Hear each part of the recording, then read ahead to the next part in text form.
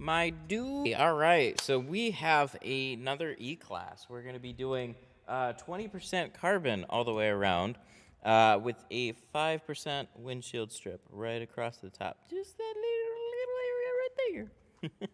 How you guys doing? Nobody's here yet. I don't even know why I asked so soon. Something about it being rebroadcasted. Okay, so we are going to jump into this pretty quick here, but figure just hang out for a minute because we do have some time. Well, there they are.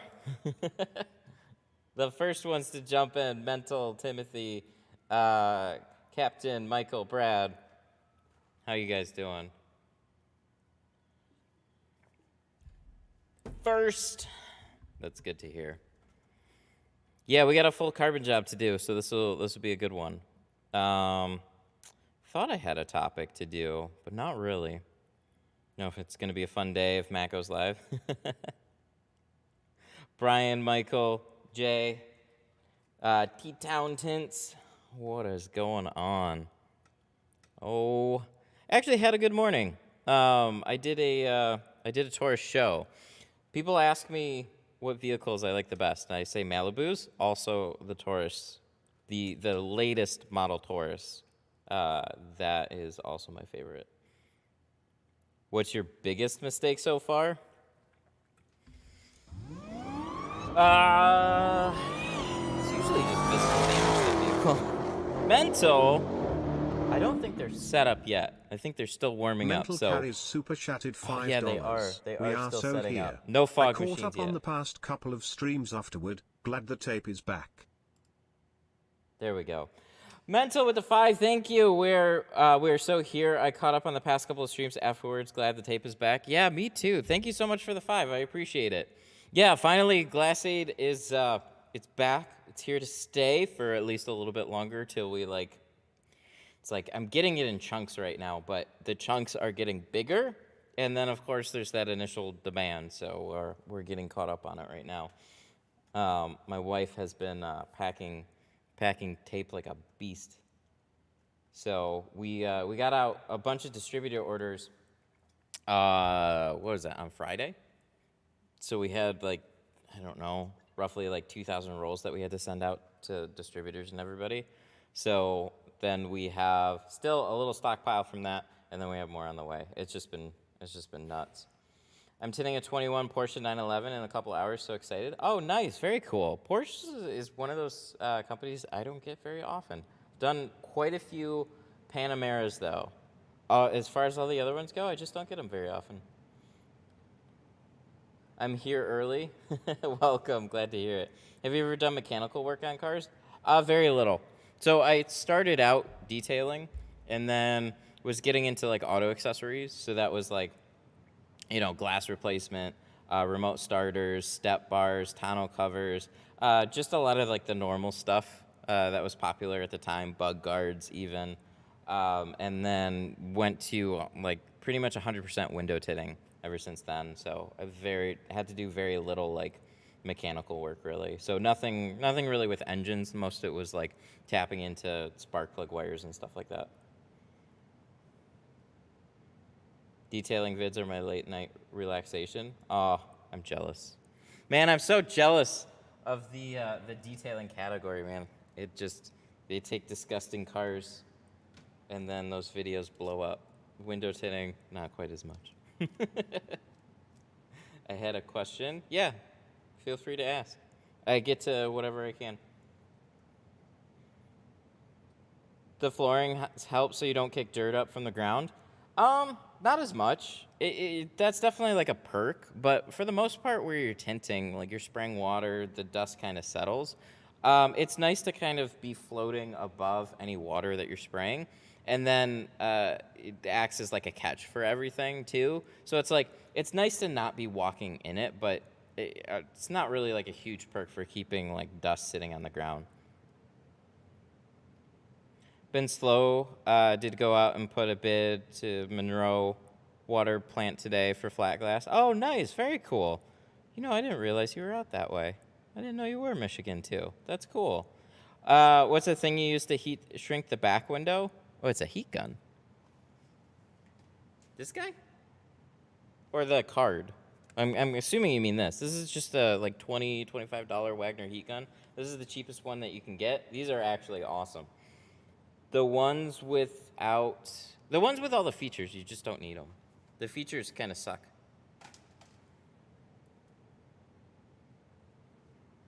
Toledo, aka T-Town. Oh, okay, I gotcha. Toledo, that's not too far. That's within a couple hours. Okay, we're gonna get started. Do you have a drain underneath? No, but it would help if you do. So I'll talk about it. We'll talk a little bit more about where it's helpful and where it's not. I mean, the real reason I got the floor was purely for looks. Everything else is a bonus. So, I mean, I think it's one of the easiest things that you can do to just like change the whole appearance from an ugly, cracked concrete floor or whatever you're working on to something that just is really eye-catching. People love this floor. Cool-down feature does not suck. I hate the cool-down feature so much.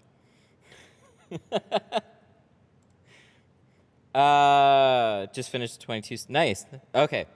GoPro. Okay. So a little bit more about this floor. This is a race deck floor. It's very closely associated with the Swiss Tracks. They're similar. I think this is the cheaper of the two, but they make a few different levels and versions and stuff. This, I think, is as budget for a race deck floor as you can find with this type of a look. So this is their free flow 360 floor. I do have I have some extra spare tiles, but this is what they look like, and they're hard plastic tiles. So I don't know. When you hit it on the floor, it's like there's nothing soft, there's nothing rubbery. This is just it's not super grippy. This is just hard interlocking plastic floor tiles that are very well made, so they're not gonna crack or break apart when you're driving cars over it. Sometimes with big trucks, it'll have a tendency to bow a little bit or slide if you're driving a little bit faster on it. So you're gonna wanna kind of, go a little bit slower and then be pretty gradual with how you pull the truck in versus just going over and cranking the wheel or something like that. But as far as what happens with the dirt and the water, I've got a full live stream on this channel where we broke apart the floor. Hey, they work!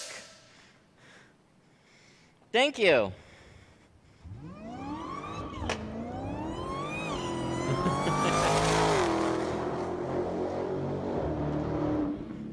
Devin with the 5. Devin Mistake super chatted $4.99. Happy Monday, Matt. Happy Monday, Devin. Thank you so much for the 5. I greatly appreciate it. Well, I guess the fog machines are working now. I just plugged them in so they were warming up for a little bit. But so if you don't have a drain underneath it, the water has nowhere to go. So it's kind of nice because without it, you'd be standing in the water anyways. But you can take a floor squeegee, get all that out of the way. So you can just keep going about your day. The water will sit here, and then it slowly has time to evaporate out. So if you're spraying a lot of water, you're doing a lot of detailing, you're not giving that water much of a chance to dry out. So here we do a few cars in a day. Every day that water's got a chance to dry out. But all the dirt and everything else, it is still sitting there. So it starts to get really gross. So we pulled all the flooring up, and we cleaned out underneath it, and we added new tiles. So I do have a live stream doing all of that on this channel. So I wouldn't say it's for everybody, but it is a really good-looking floor to have. So I wish I did have a floor drain here, but I don't. They are easy to break apart, though. So hope that helped answer some of the inquiries about it. This floor was on my bucket list for quite a while. I would see pictures of shops with floor like this, and I'm like, I need that. So now we have it, which is cool. So I have a lot more real world practical experience with it. There's definitely a lot of pros about it, but if you're using it to keep dirt down or water out of the way and stuff like that, it kind of helps with that, but maybe not as much as you might hope. It's about looks. I was hoping to find out what tool you use when you heat shrink the back window other than the heat gun. Oh, well, yeah. So this is, we have the Detroit Tint Studio felt cards, so felt card. There you go, I dropped a link for it. So I just use the heat gun and I use one of these. So these are great because they'll skip over hard pieces of dirt and stuff on the back window. But that's exactly what I use.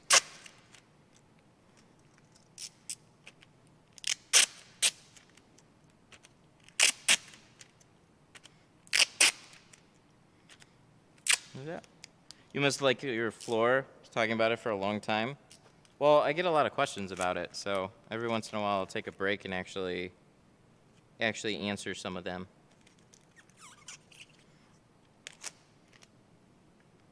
Water management is like one of the biggest things. Water management and dirt. Those are the two biggest questions about it.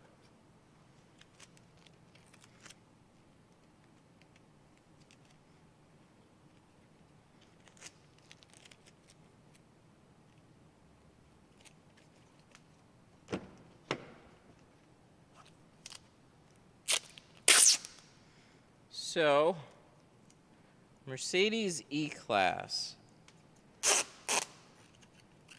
It's pretty straightforward as far as Mercedes go. There's not a lot to this one. Like, so if you're comparing this directly to an Audi, this is definitely going to be the easier of the bunch to do. There's a good bunch of Mercedes that are actually really straightforward. They have felt seals.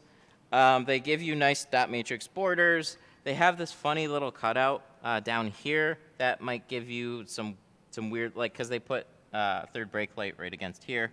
So there's this little dip, but they give you enough room to work squeegees in between there, so it's not that big of a deal. And everything else seems to be pretty okay on this. Not super tight bottom seals either. What should I use to tint front windshield? Hard card. I keep creasing the film. Windshields are just harder to shrink. Windshields, back windows, I mean, they both have their differences for shrinking, especially in the top corners. So I like a felt card over a hard card because they're a little bit more forgiving, but for creases, you just need to shrink the film a little bit more before you press it down. Because the reason it's creasing is it's all bunching up together.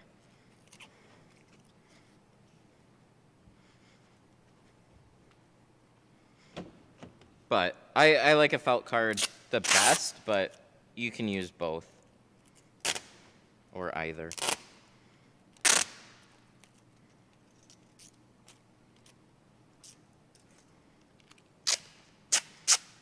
Have you ever tinted a Ferrari?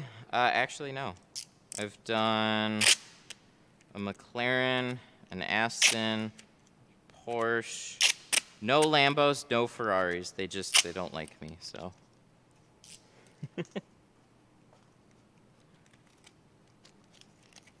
Did one of those last week. How did it go for you? Use the tint aid. How was it? Did you like it? I always like to ask people what they think about it too.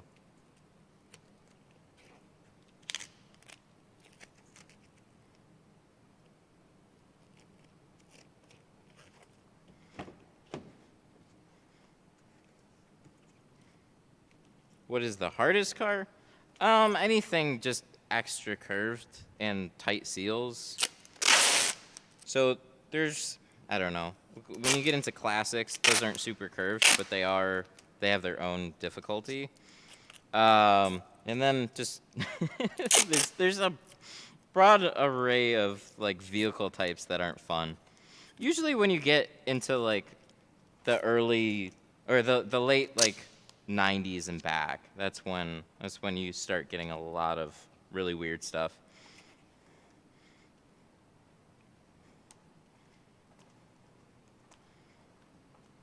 What felt card do you recommend? Where can I buy it?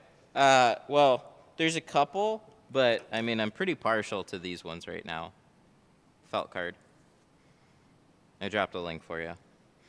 There's also, like, if you want something that's harder, the MacTac is really good too. So you can find that at, like, Sun Distributing and Tint Depot. Tint Depot.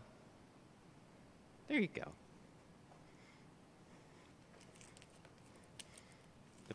Opinion on SunTech Carbon? I don't know. I haven't used it. I know with SunTech, some of their... It's like they had a film that they were calling Carbon that had no carbon in it. So I would just watch out for stuff like that. Other than that, you'd probably be okay. Where did we put it? Oh, we did put it in there. All right. Well, that's good. Sometimes I don't know where I put the key, but we got the car in here, so it's got to be somewhere with it.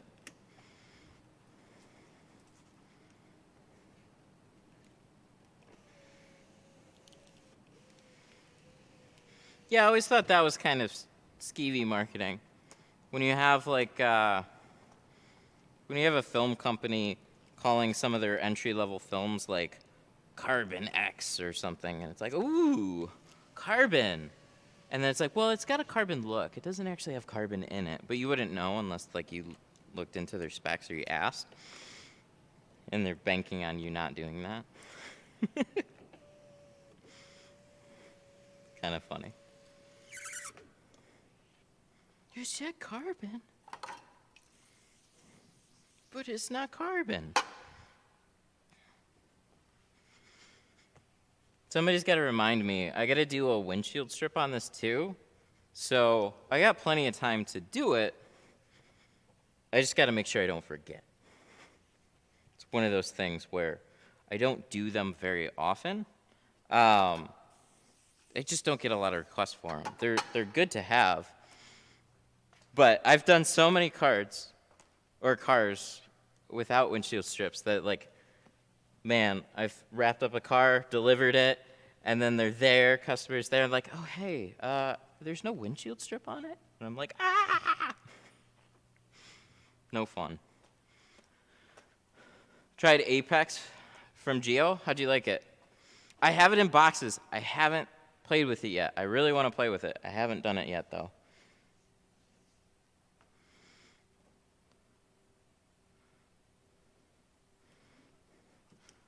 What do you do?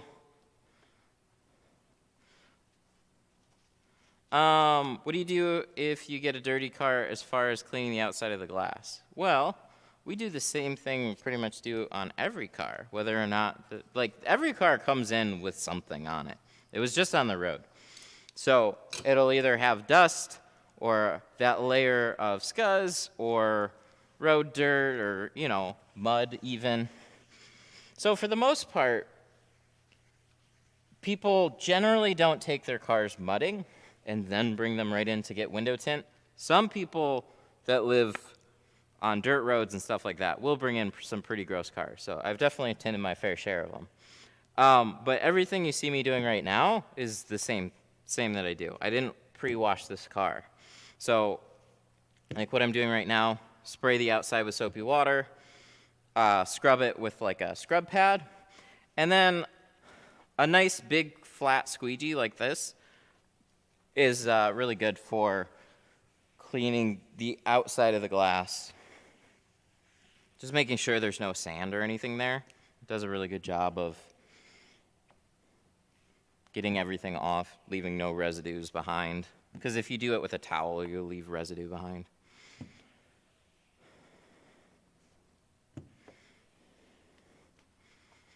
What is SunTech CXP Carbon Series tint? I don't know everything about SunTech. I would ask them about some of that. I talked a little bit about SunTech Carbon. I don't know enough about their lineup. I'd ask them, and they'll be able to tell you some differences between the films. But I'm not an expert on Suntech. Planning on offering Apex to customers? Yes. Yeah, for sure. I haven't had a chance to play around with it. So until I do, I don't have any firm things on it. I pretty much opened and looked at the box.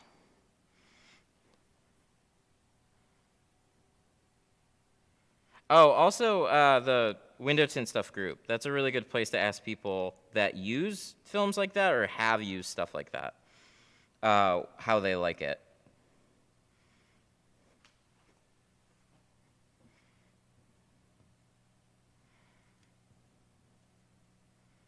But yeah, as far as I'm tossing around a couple numbers in my head for Apex. It's kind of gonna be just. It's definitely it's not for everybody. I mean, neither is the Pro Nano, but it's less for everybody than even the Pro Nano is. So it's definitely going to be quite a bit more expensive. But I would like to put it on the Blazer beforehand and go from there. But I trust him too.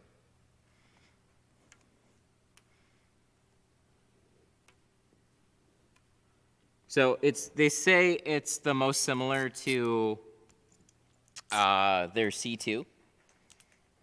So same type of construction as the C2, similar shrinking and all that, but much nicer heat rejection and really, really, really good coloring for it.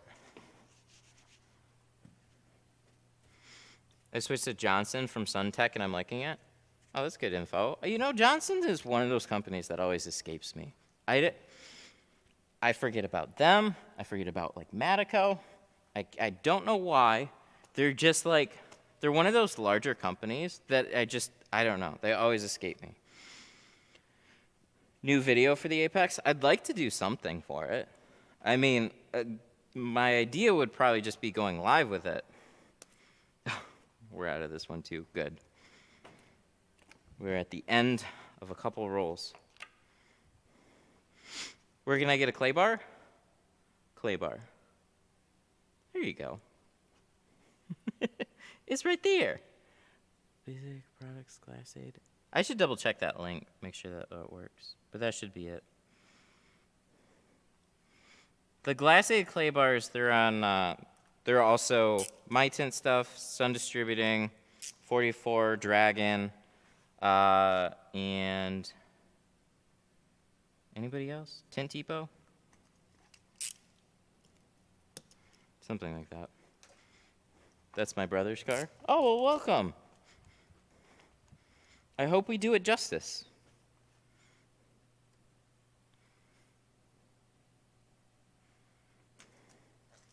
I always appreciate when family share the live streams. That's super cool to see.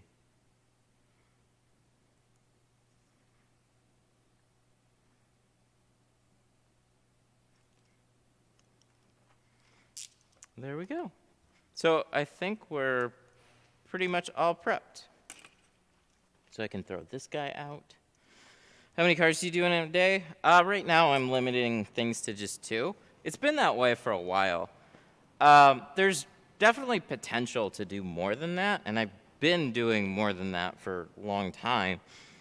The difference, though, is this place is just very different from like a normal workflow day. So I get to spend more time with the cards that I work on. And hopefully put out, that much better of a result for doing that. And then I get to do extra fun stuff for me, like going live. And then I get to play around with that guy a little bit earlier. So that is, I got a small camera slider here. So I was messing around with that on the Taurus back window. There isn't much to show. There isn't much to show on the tortoise show back window. It's pretty flat, but I just wanted to like, I'm like, ooh, I got some time and I got a camera. I want to be able to shoot more like dedicated back window videos and just have some extra stuff. Because if I'm gonna have a couple of cars in a day, there's that extra time to kind of set up a camera and maybe film something else that I wouldn't have been able to do on like a live stream. Every car's got about 1 million lessons attached to it, so I did shoot something with that. I don't know if I'm gonna post it though. It was kind of scattered.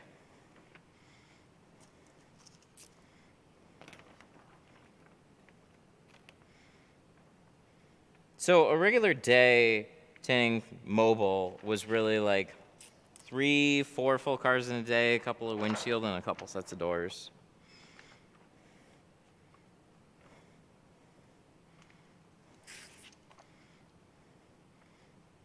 Where can you buy full rolls that is professional grade? Tint Stuff. MyTintStuff.com. You can find GeoShield there, actually. Where's the location of your shop? It's in Sterling Heights, Michigan. It's not quite in Detroit. The business is Detroit Tint Studio. But, yeah, that's where we are. That's where I am. I always say we, like a company would, but it's very much me. Nick helps with all the phone calls and stuff, so that's like the we part. That's right near me, next city over. Nice! That's so cool. We can tint your car.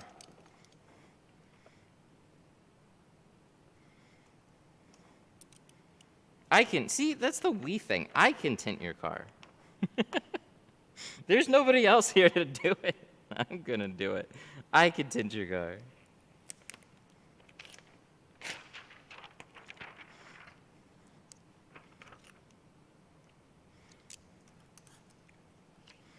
The BMW needs a new tint job? Oh, do you have an old tint job on there then? I don't want to remove it.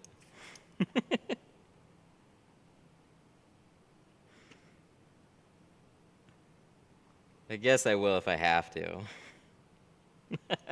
Man, removals are the worst. How much do you charge per window? I don't price like that. It gets annoyingly confusing for me to just like price it out per window. Especially when you get people debating like size of windows. Yeah, from Texas? Oh God. Man. Okay, so sorry. I've had the worst removal experiences from people that bring me cars from Florida and Texas.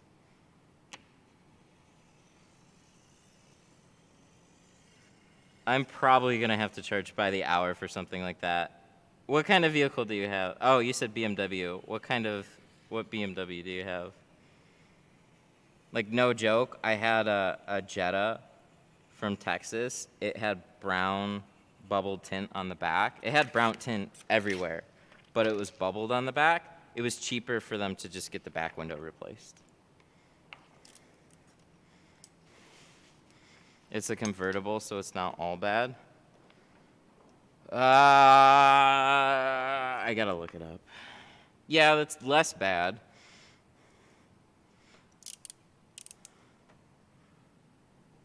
Why are you guys going down to Texas to go buy your cars? Just buy them from here. That way I don't have to remove the tint. Dude, Texas, I took a family trip down there. They have, I don't think I ever saw so many horrid bubbled back windows than I saw in Texas. Like, I know down south it's way worse on film, but like just the sheer amount of like horrifically bubbled back windows, I just made me rethink even moving down there because I don't want to have to deal with any of that. But you guys are going to bring it here apparently, so 330. I got to think about it. I gotta look it up. Think about it really quick, because what I've been quoting for removals, just because the sheer amount of time, is I've generally been charging twice as much just for the removal, like twice as much as a standard tint job, just because of how long the removal will take. And when you get into stuff like that, ooh, it's really bad. Love the stream, sub. Thank you. I am in Texas, you ain't lying. Dude, you guys got it bad down there. We'll have, like, I don't know. This has been my entire tinting career. I've had removals to do, but generally the film will come off okay. It'll just leave glue behind. Hey!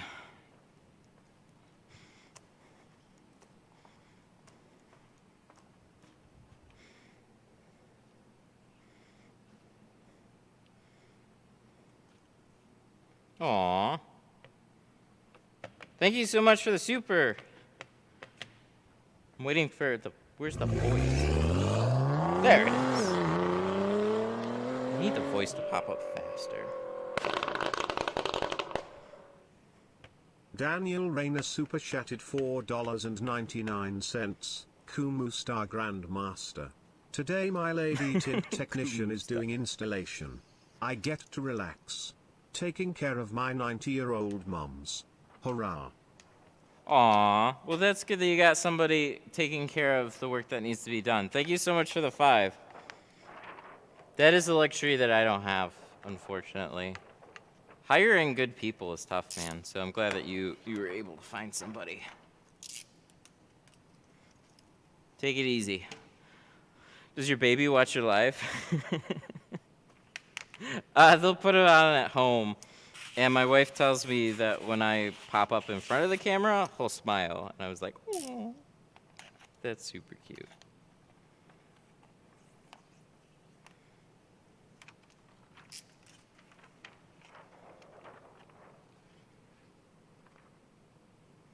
I don't know how interesting he finds the rest of this, though. Hey!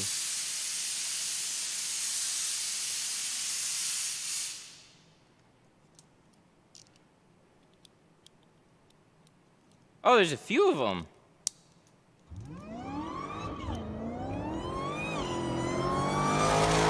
Wow, same time.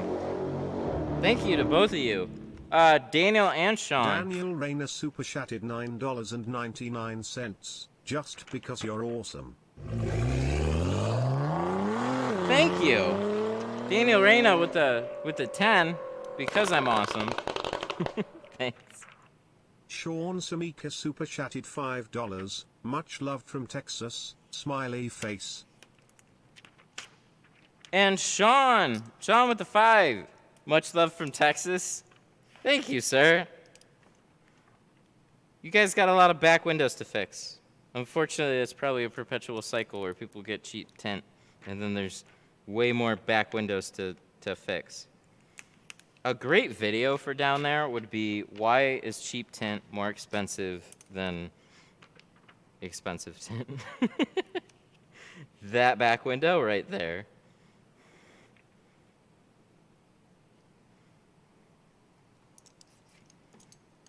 Are you into anything performance cars? No, not really. Cars aren't as much of a hobby as much as like the tech from this stuff is. I appreciate when they put like fun stuff in cars, but yeah, I'm not super big into like performance cars or anything. I can just appreciate horsepower though. Are windshields the hardest? They can be. Generally they will be the hardest, yeah. You're always looking out of the windshield. There's no obstructions. It's just like shrinking, installing, and then crossing your fingers that they're clean enough. Yeah, they'll definitely drive you crazy. When I tinted my mom's Rio, I went through 50 feet of a 40-inch roll. I kept messing up the cuts. Sounds about right. When are you gonna bring Lil Matt to do one of your live installs? I don't know. I don't know. He's generally sleeping when I leave in the morning, but I should bring him on live for a little bit at least. You guys can meet him. Super duper. Adam Repike I see that you're super using chatted Lowe's tape. $2. Rock on gesture, rock on gesture, rock on gesture. Adam with the 2. Thank you so much. Rock on, man. Rock on gesture. Yeah, for emojis, that's the type of stuff that I hear. Just not in as cool of a voice. The voice that I hear is much less exciting than that one. I see you're using Lowe's tape. What kind is it? Duct tape or box tape? I use automotive tape, but it comes off with water. That is why I don't like painter's tape or any of that other crap. This stuff is much better. So, sheathing tape. Thought I was gonna say devil horn. Oh, sign of the horn. It does that too, but I don't. Maybe it actually knows the difference between that one. I don't know. Super chats can be a little bit different from the regular text to speech.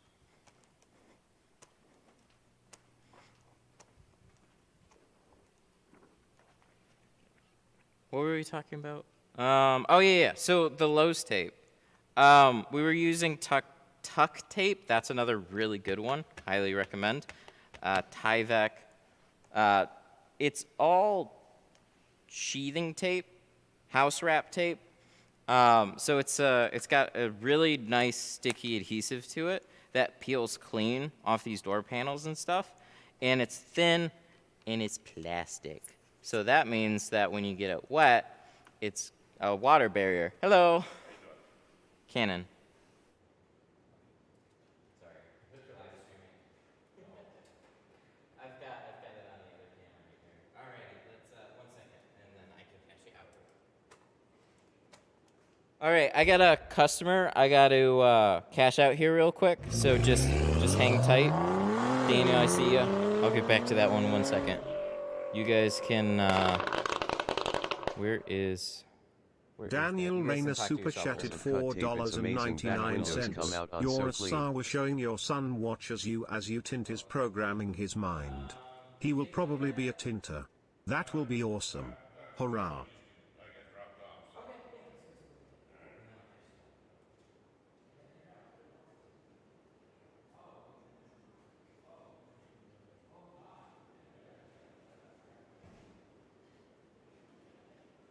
It turned out really good though. I have some pictures of it. So here's your key back. I'm in San Antonio, Texas. Anyone nearby?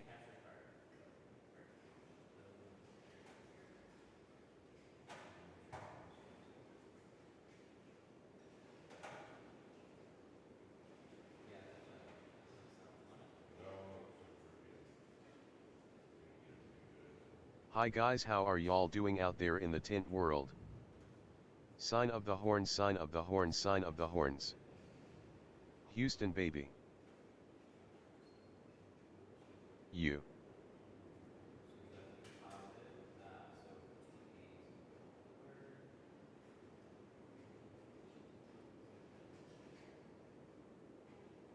Bakersfield, California.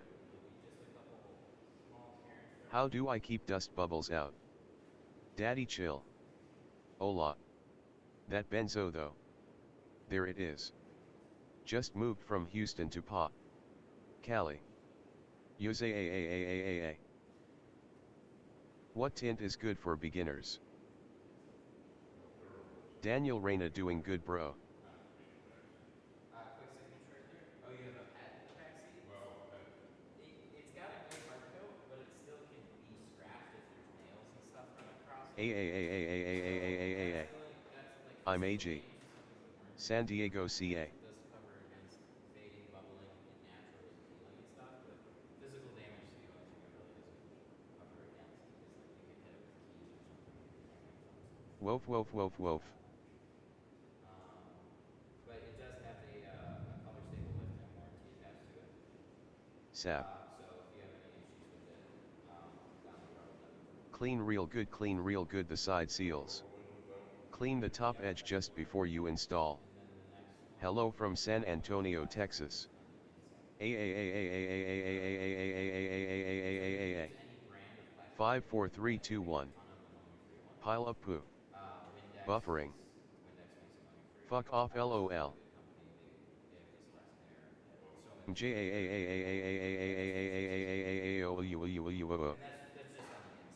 The ammonia starts to eat away at the polyester, so that's why. I'm originally from Mercedes, Texas. Sorry had to. Pile of poop, pile of poop. So I put tape over the switches as a reminder. Give it about 2 or 3 days. Okay, perfect. I did clean very well. They seem to form where you peel the tint back and they just won't go away. Sign of the horns, pile of poo, wine glass collision, dizzy face, water wave. Need some smoke LOL. All right. Well, that's Puff, been puff, delivered. pass. See, that's the thing about Allah Akbar. an actual business. is you actually have to do that kind of stuff.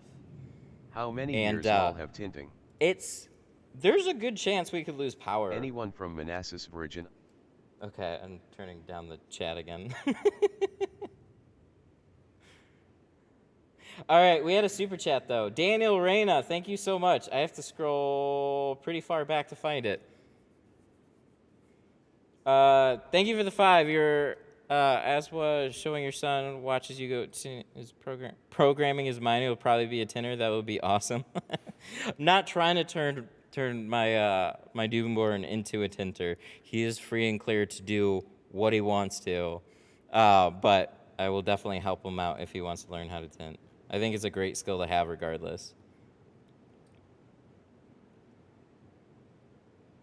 Just got in contact with Geo and we'll order some tint. Nobody here in the Netherlands is using it. Oh, that's cool. Thanks for the great videos. You're very welcome. How do you double cut 2 windows? Shoot. I wish you asked earlier because we just double cut everything. So you gotta rewind a little bit. Do you need to have an account with Geo to buy from them? Yeah, just a small, like it's really easy though. It's putting a, like, making a login, and then you can check out the pricing and everything. Where were we? Here. Do you leave the screen up where customers could see what you made with TintWiz, or you have one that they can't see? That's a good question. I actually don't use the scheduling feature, so it doesn't pop up like what you made most of the time. I wouldn't mind either if they saw it. I don't use the scheduling feature a whole lot because of the booking program that we use. So at the end of it, like I import them, I put all their information in, like as far as the cars and stuff, to keep a record of them, and then they send pretty invoices. And then we use the proposals feature a lot too. I want to use the scheduling more. I want it to tie in with deposits.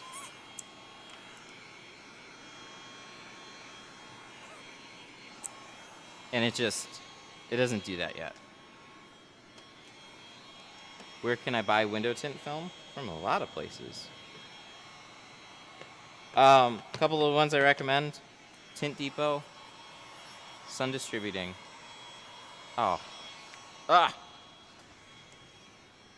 I have to click that. Tint Depot. Sun Distributing. Tint Stuff. That's where. Those are some good places to go.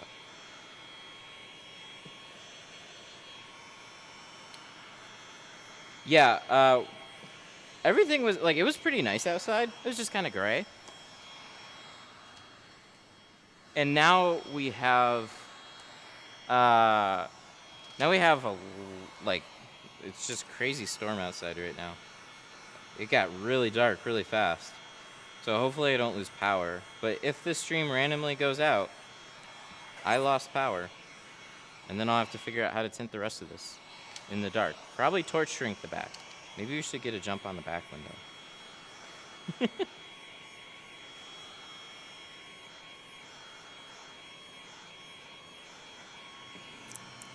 that'd be horrible. Anyways. I sent an email in regards to my previous proposal. Oh, okay, cool. Thank you. We'll get back to that as soon as we can. How slow do you get in the winter? I'm still too new to tell. About as slow as any other new shop would have. I mean, this past winter, it was definitely like, we had some pretty slow stretches, but it was like my first winter, so I don't have enough info here to go off of. And some of the busier accounts, it wasn't that bad. There's some days where you'd only do like, you know, a couple of sets of doors or whatever. And that was never super fun.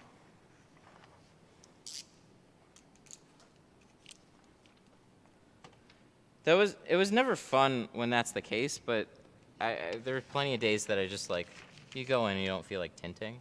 But as far as here goes, I'm not sure yet. The storm is moving fast. Oh, that's good to know. It's coming down hard. Oh my god. We've been getting like thunderstorms this year have been nuts. We'll get like our fair share of storms, but just much harsher ones than we used to having. It's kind of a crazy year for that.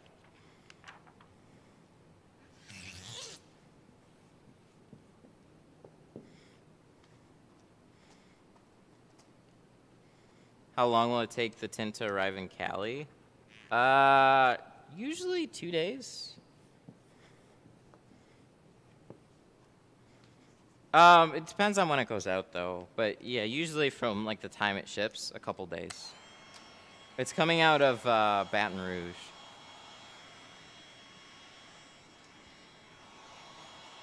All right, I'm gonna go ahead and just get ahead of things right now while I have power. I don't really think it's gonna go out, but just, you know, just in case it does, we're just gonna go ahead and shrink this too. Because this is like, you know, it's that whole like risk to reward thing. If I don't have a heat gun for this back window, I'll be very sad.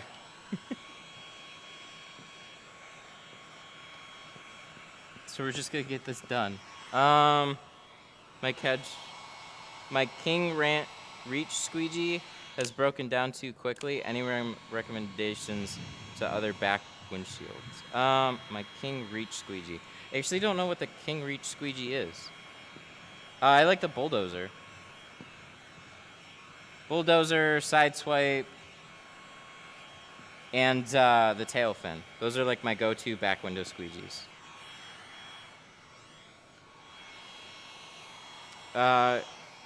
You're the one that sells it?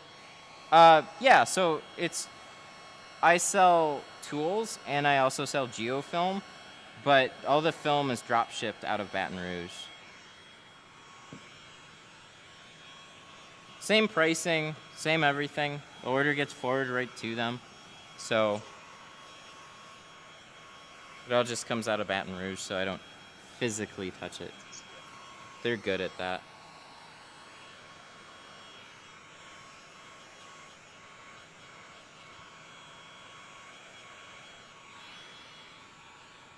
I tint well, but gotta concentrate. You're multitasking and tinting flawless. A lot of practice. The longer you do it, the more you can multitask. Like, so I used to be on the phone like all the time while I was tinting. So a lot of this for me is like a phone conversation. It's one reason why I like the text-to-speech. But there was a lot of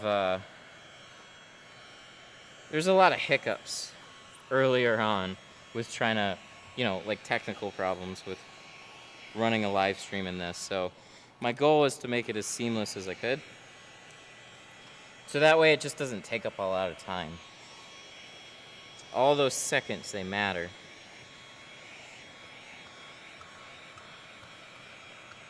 What's the purpose of heat shirking? So the glass is curved, film is flat. we need to get the film to fit the curve of the glass. So that's where, all this loose material right here, if you try and put it over the glass, it's just not going to smooth down.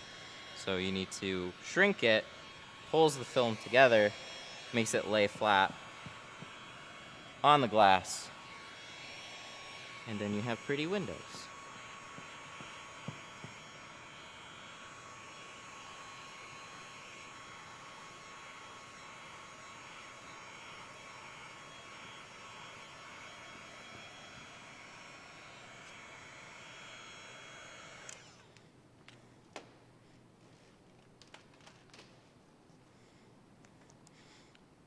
How much do you like?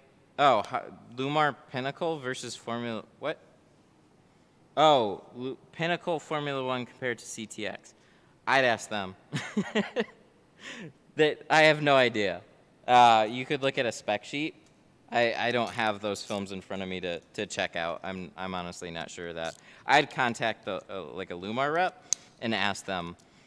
Formula One's only for certain dealers too, so not everybody that wants to be a part of that Pinnacle club gets to be. How do you like that card versus the old one? The new ones, for whatever reason, they're a little bit softer. So people harp on me for like this old dirty felt card. This is a little firmer. This is a little like, the longer you use it, the better it gets. These things are just a little bit on the soft side though.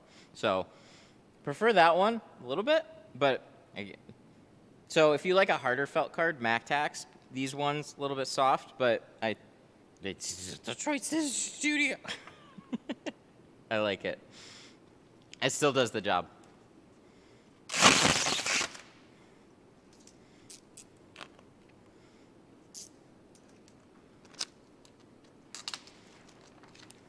I don't know why I put it on my toolbox, because I still need it.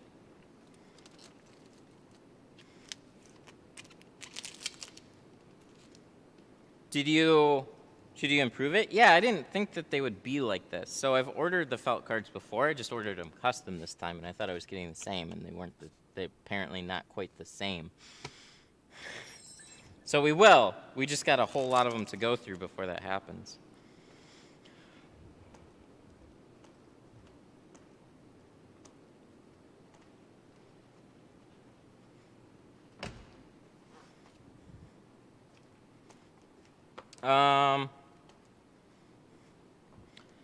You're gonna get the new Geoceramic? Yeah, I have Apex. I haven't used it yet.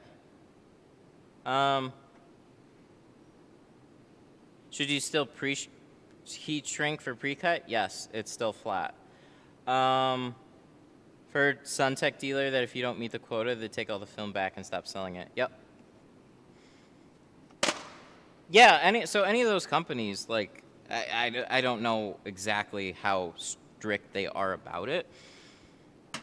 But, like, the thing is, when you're getting into a company like Suntech, Lumar, XPEL, there's some expectations there. They're bigger companies, and hey, oh, Adam Ripike super chatted $5. Got my grass aid cut strips finally back. Windows cuts come out My so grass clean aid. and faster. Instead of fumbling around with a light in the back of the car, rock on gesture, cool face.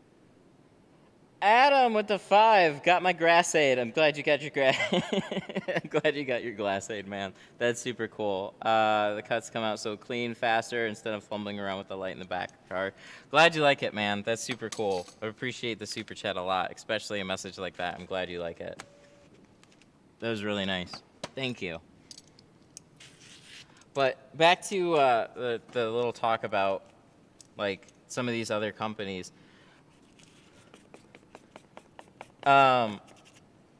So companies like Lumar, Suntech, they're a little bit snobbish, okay? They're bigger corporate entities. They sell a lot of film, and they want you to just kind of already have your ducks in a row and be moving too. So they're not necessarily a film that you're really going to be able to put on the shelf and just like casually tint. Like you need to be a tint business and move some film. And honestly, $800 a month is pretty like low as far as monthly orders would go.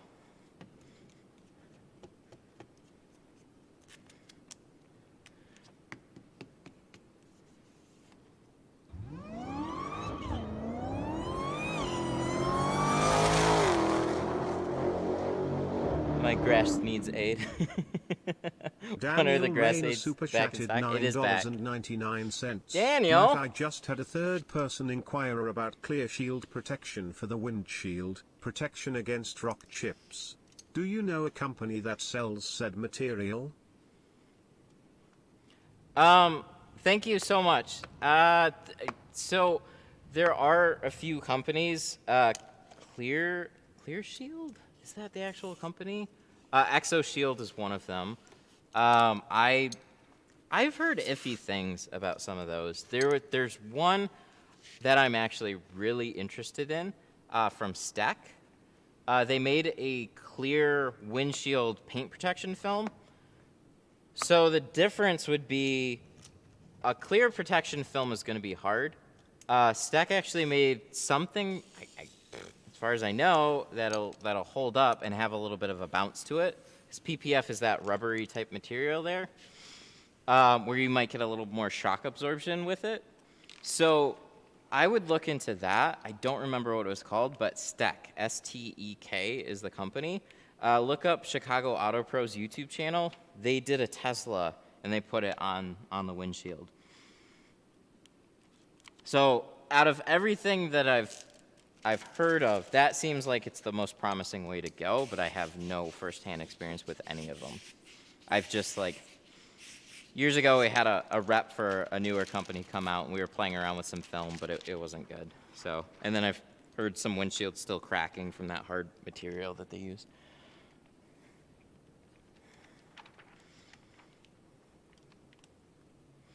But yeah, what we were talking about, yeah, like $800 a month from, especially from these companies, like their films are more expensive. They expect more volume. Like $800 a month is nothing for you as a good tint company. So if you're only tinting like a handful of cars, then companies like that aren't really that great for you anyways. I mean, they have resources, but like, you know, you really need to be doing some more volume work for something like that.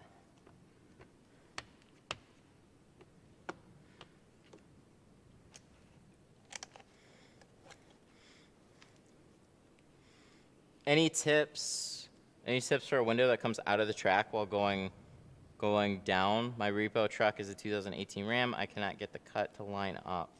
Well, you got to make your pattern wider anyways. So if it's completely coming out of the track, I'm not sure what to tell you. But some windows, they have a shift to them. So they'll shift a little bit back and forth. So that window will rock, and when you roll it down, it'll kind of shift one way. And then when you roll it back up, it'll shift back the other way. So really, one way to just kind of to line it up nice is make your cut, shift it over, make the other cut, and then you have your overlap on the sides, and then when it shifts down, just like push the window back down, and then it'll roll back up the same way. But if it's shifting and you want those gaps covered when it's rolling up and down, there's no way about it. You got to make your pattern wider to compensate for something like that. But I have had plenty of windows where I install them, then roll the window back up, and then there's a gap because the window shifted down in a different spot from where it was cut. So shifted back. No seal removal on this one. Okay, these are really standard Mercedes seals. They like got this rubber strip on the bottom. They like cling to the glass a little bit more, but it's nothing out of the ordinary. pretty straightforward. If anything, these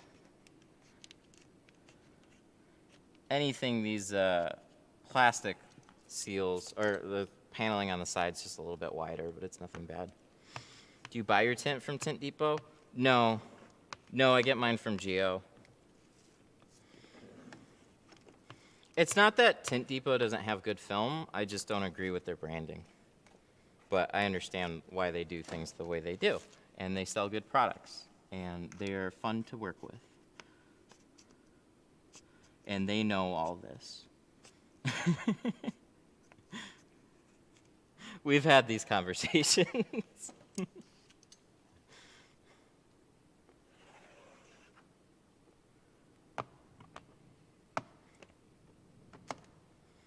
Any car in particular that was a pain to tint? Oh yeah, absolutely. A lot of things. I mean, a real big one was a 95 Porsche 928 that I did. That was a huge pain. And then I've had a couple of pains on some like really easy cars. Let's see. I managed to do the Honda Odyssey, and those front quarters were definitely like a pain, but they weren't too bad. I didn't have to take anything off. There was a fair amount of touch-up that happened afterwards, but I don't know. I caught a tip in my group a while back that I remembered that definitely helped with keeping that seal back. And everything was good on that. If anything, I had more problems on the windshield. Man, I was so annoyed on that windshield. I had it in place. Everything was fine, except for like one small gap in a corner, so everything wasn't fine. And then I peeled it back, sprayed it, squeegeed it back in place, and that was all like, yay, cool. And then it was like still shifted, and I'm like, ugh, come on. It somehow like was just slidey on that glass. And then it still had a little gap, peeled it back, sprayed it again, and then when I got into the top corner, crunched it. Just Captain crunched it. Tint Depot should have made an actual, just made it an actual film company with different film lines than just be distributed by Tint Depot exclusively as opposed to being Tint Depot film. I can clear up a little bit on. Thank you so much, by the way, for that, for gassing me. There it is. Why did I walk all the way here? No, it's right there. Why did I do that? The 7 super chatted $4.99. The 7. Thank you so much for the 5. I should have sent a message. I will keep an eye out for your message, so feel free to type it. You don't have to re-super chat. But yeah, back to the Clearview question. Tint Depot is an extension from their like parent company.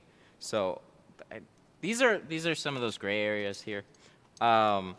They offer good products, but they're not allowed to sell them under their brand name because there's territories. So I can't completely say what it is, but that's why it is the way that it is. I'm still waiting for the 7s.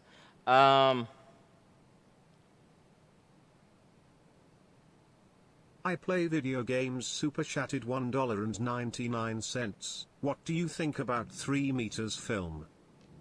Oh, that's a good one. Okay, so 2 of them.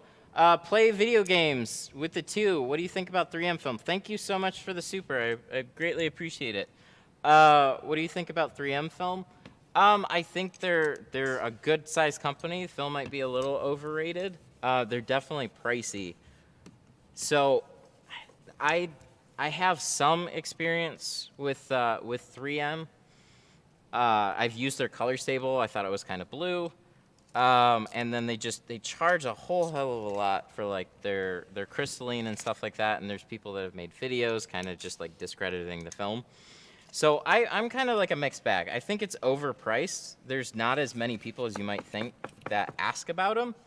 But if you want to just go like, I carry the best, I carry 3M, then you're not really going to get questioned a whole lot. But I don't necessarily think that the price always, I mean, this goes with Lumar too. I don't think the price and the brand are quite equal there compared to like other offerings on the market right now. But the 7, he said, struggling to find customers. I only use Tint Depot ceramic. Any recommendations on finding customers? I've been open only for a year. I don't only offer ceramic. I wish I could, but I would say offer a few different films and a couple of different price points. That's one of the, because you're trying to get clients right now. And if you offer one film and one price, it just kind of narrows your reach. So I would love to just be installing Pro Nano ceramic jobs all day at $450 a pop, plus extra for a windshield. That would be great. But I don't. I offer a color stable dyed at $240, which I'm like kind of looking to change the price or eke it up or whatever. But that comes with some time and whatnot. So you either gotta like slowly grind it out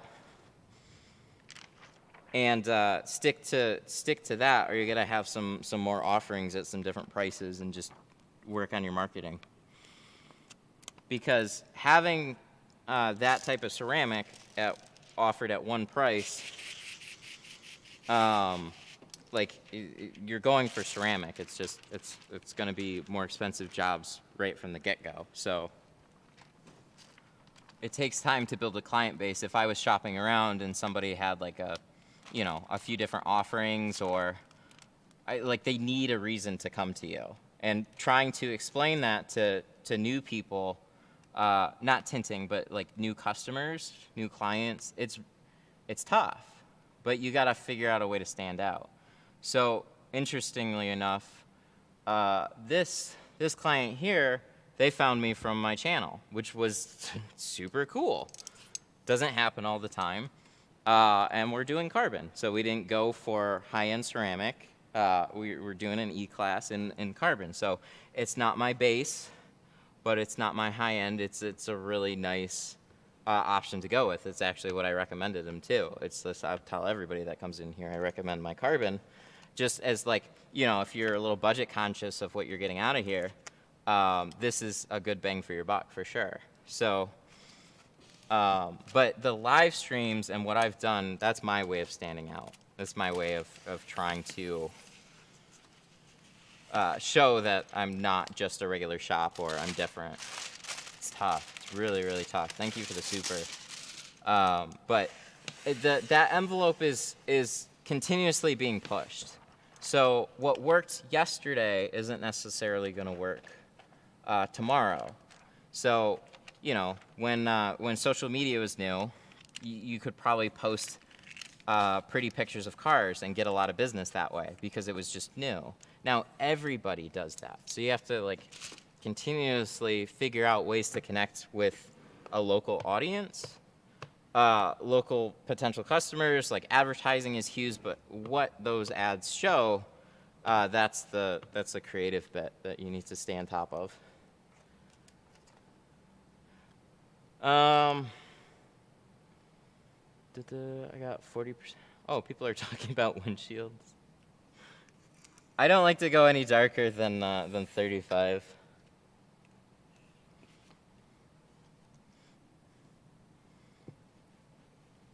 "35% windshield" is my favorite. It really is. I'm always scared to drive around with it, but it is my favorite. It's such a good match between glare reduction and functionality, but any darker than that and you're like, it's gonna get a little sketchy on some when we have some stormy weather outside. What's the difference between carbon and ceramic? So the biggest difference is going to be better heat rejection with ceramic. So carbon, This, he's going to get a 50% IR heat rejection with this. With the ceramic, you'd get, depending on the ceramic that you go with, because now we have an even better one.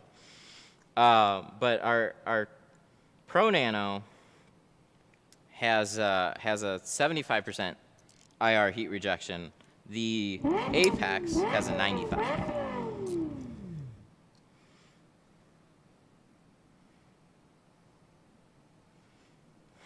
I play video games. Super chatted $1.99. Have you messed with AutoZone tint? I play video games. Yes, I have. Thank you so much for another super. Yep, definitely played around with it. I got a couple of videos on the channel from AutoZone. We installed AutoZone tint with tools from AutoZone. I forgot what the name of the video was, but that's what we did. That was the Gila brand.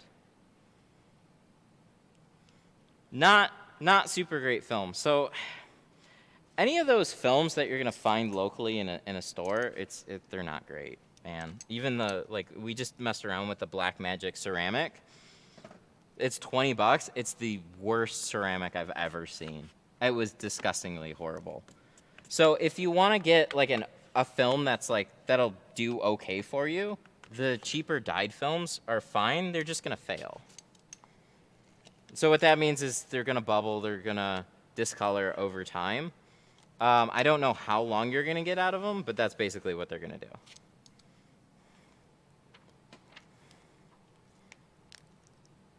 I'm on Geo's website, can't find how to buy the film. Click the shop and you gotta make an account. I play video games. Super chatted $1.99. I think that's why I subbed to you, haha.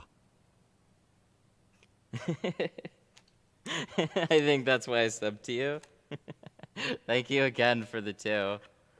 Yeah, that video was fun to make.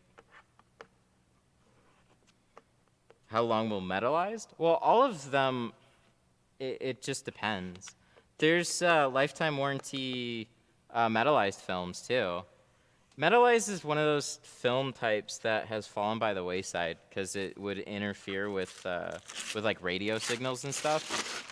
But this was also at a time when people were more concerned with their AM and FM radios than they are now. You do got cell phone signals, absolutely, but I don't know. They've said they're better, they just don't exist. Like, not a lot of companies are doing them for those reasons. It's just too much stigma behind it. But the metal has some reflectivity to it. Like, it's not mirrored, but it does reflect away some of the heat. So you can actually get good heat rejection off of a metallized film and save some money that way. It's just not a film type that Geo carries and not one that I install. Because most things have moved to carbon and ceramic. I got 20 all over and 40 on my windshield. That's good. I like that combo. I like that combo a lot. I just walked in the back room. What did I miss? I watched back. You scared me. I was like, you're not here. That's creepy.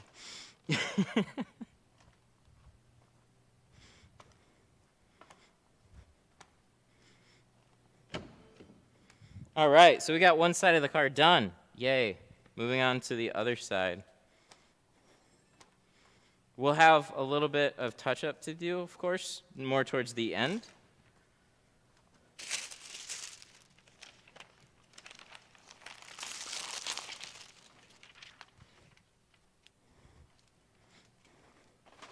What did you charge? So this one is $320 for all the sides and the back. And then we're doing a windshield strip, which is going to be an extra $50. So this is what it looks so far, though. Looks really good. Oh, we locked ourselves out of the car. Da-da-da!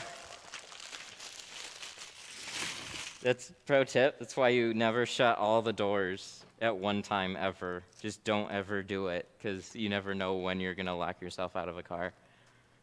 I may have done that a long time ago. Where can I get the keg sprayer? Sun Distributing. They make all the keg sprayers. They're super cool. I highly recommend them. They upgrade all the fittings, great hoses, sick look to it. So this is the 3-gallon. This is what we're running off of now as our main keg. I have a 5-gallon sitting over there. I like the size of the 3-gallon, but it's not as impressive looking sitting right there. It's just like a little keg over there. But do you run marketing? How do you get leads? No, I'm not running marketing right now. I've done it, and you get mixed results. I think everybody should do it, and the more you do it yourself, the more practice you get, the better you get with it. It's just like any other type of a skill. But so I can talk about what I've dealt with moving from like a home garage studio to like a shop. And like what I had to deal with to get to this point and what I'm still dealing with. So marketing is all about creative. You have to figure out what grabs people's attention in a really particular way. So you want to get them interested in you as a company. So you can do stuff as simple as like, just brute force marketing, lots of pretty pictures, lots of a link to your website, pretty pictures of some work that you've done, and you can just do that. I consider that like the bare minimum for marketing. And you just always keep it out there in people's faces. And that will cost however much that costs, and you just keep it ongoing, and you field a lot of leads and stuff like that.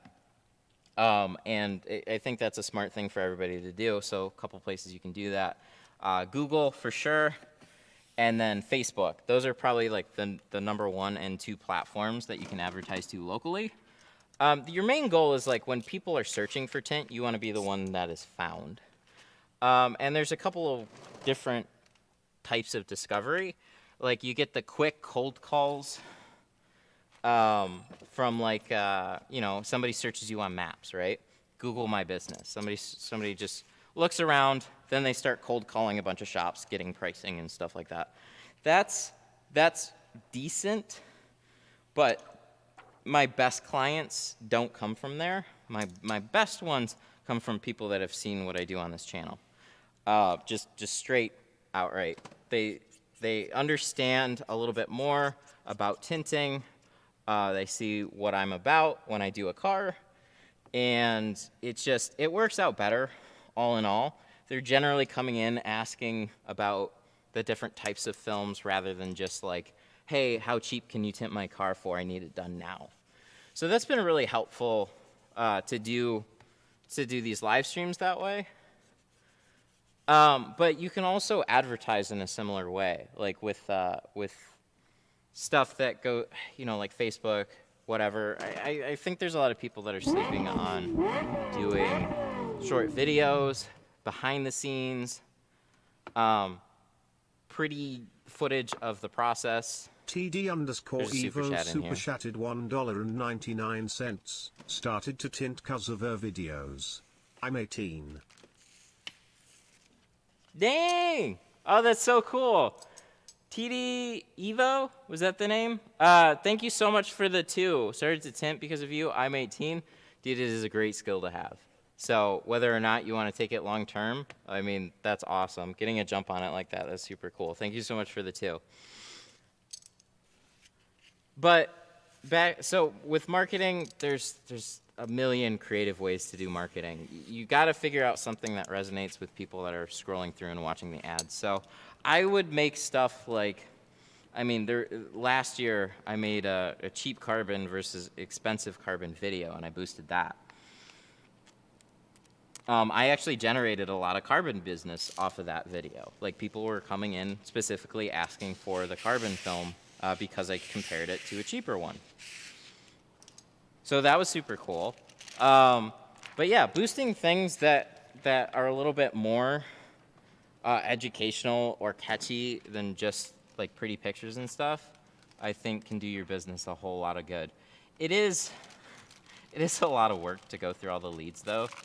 So I don't have any I don't remember exactly how many leads we generated per ad, but I know there were a whole lot of cold leads there that didn't get that we didn't bring in for any work. They were just asking like lots of questions, and then that was it. It's not that we're not happy to answer those questions. It's just like sometimes it was really weird between like people that knew they wanted to get tint done. They were really quick and easy and just like, yeah, you know, I saw that, I liked it. I want to get this done on my truck. When can I get it done?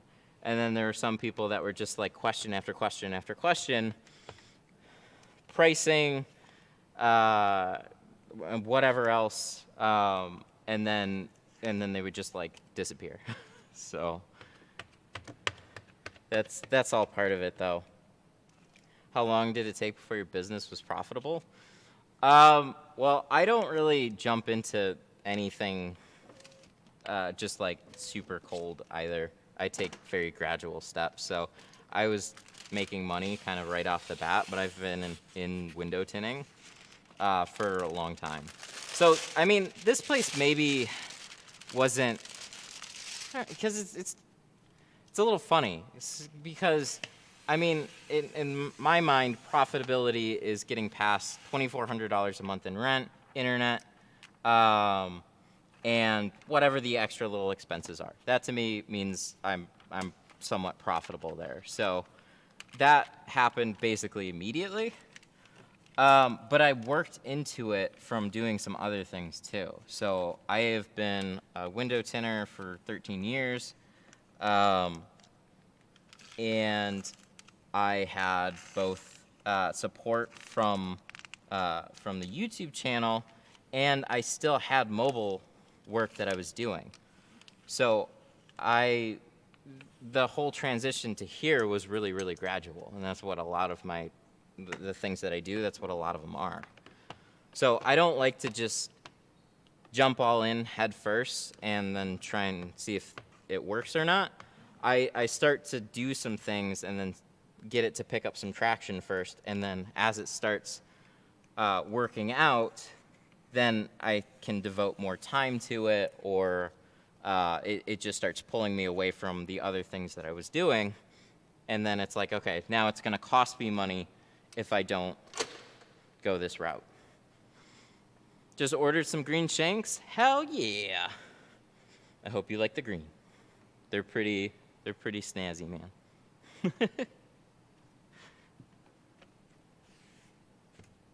How old? I'm what am I? 33 now? Oh God, I'm old. I'm 30. Yeah, I'm 33 now. God, that is a number I don't think about very often. I was born in 88. Yes, I'm 33. Good God. Time goes fast, man. But yeah, so I never like to take just one jump into anything that I do. That's like when I started this place, I didn't want to have a shop. I wanted to keep doing my videos and stuff like that. That's where I had the most fun. So, hey, that's good.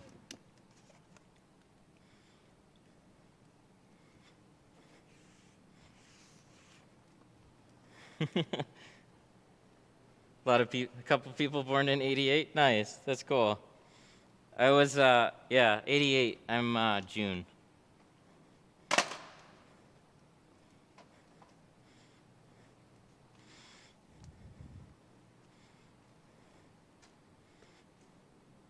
Do you recommend jumping into business yourself or working for somebody? Whatever makes the most sense for you. So if you can get hired somewhere and you can learn some stuff, that's great. But there's a lot of places, like if you're going into it with the goal of opening your own place, and the place that you're tinting for, they understand that, that's not so bad. But if they don't understand that, they're not really, most places aren't going to want to teach you. Because like if I was hiring somebody, I'm not looking to just train somebody to have them go start their own business somewhere else. That's a lot of time, a lot of effort, a lot of investment into somebody, and you want that investment to pay off. So I'd want to find somebody that's pretty dedicated to the shop, but that's definitely a tall order too, especially with the way things are nowadays. So, I mean, that's that's what I did too. I was tinting for companies, and then eventually I opened up my own place too. So, some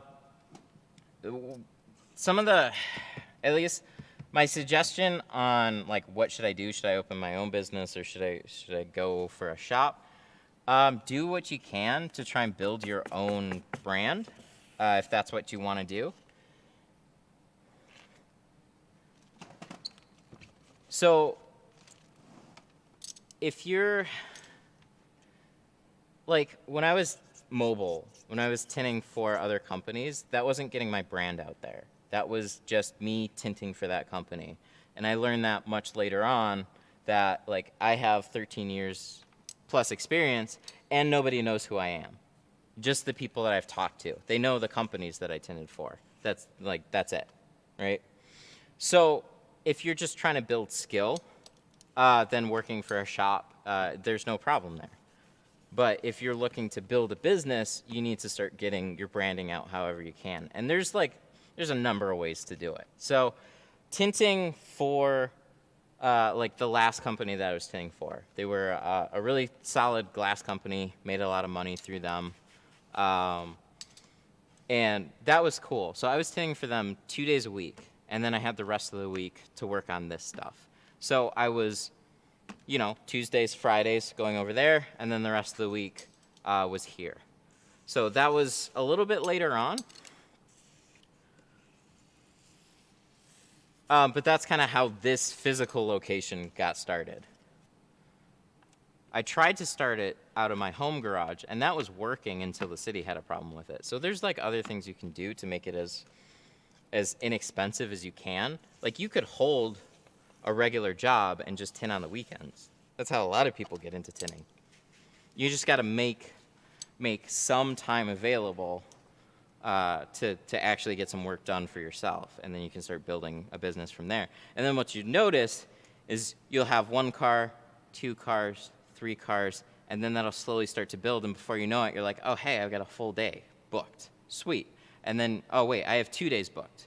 And then that's when it starts to, okay, now I can take a day off of my regular job because now I'm making more money tinting, and then before you know it, you get a full schedule. 5, 6, 7 days a week, however much you want to do it, and now you don't have to worry about your regular job at all. It's a good way to just kind of get into things without having to just take that big old jump. Somebody mentioned Texas, they just throw you in the river. That is how some people did get started. And I'm not one to take a risk like that. So it definitely has paid off for a lot of people to do that. But it's really, really scary, especially when you have a home life, family to take care of, to just kind of put it all on the line. Because what largely can happen is you can dump a bunch of money into starting a tint business, make it look amazing, and then day one, you're like, okay, I'm ready. Where's all my customers? Well, you didn't make a name for yourself, so you gotta earn them.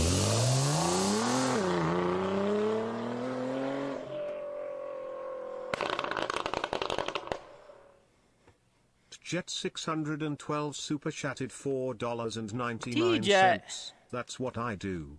But my next home will have a garage set up and I'll set it up nice for tinting. Just like the shop I worked for. Mobile kills my time. That's what I do. But my next home garage setup, I'll have a nice area for tinting, just like the shop I worked for. That's cool. Mobile kills my time. Yep, for sure. Dude, thank you so much for the 5.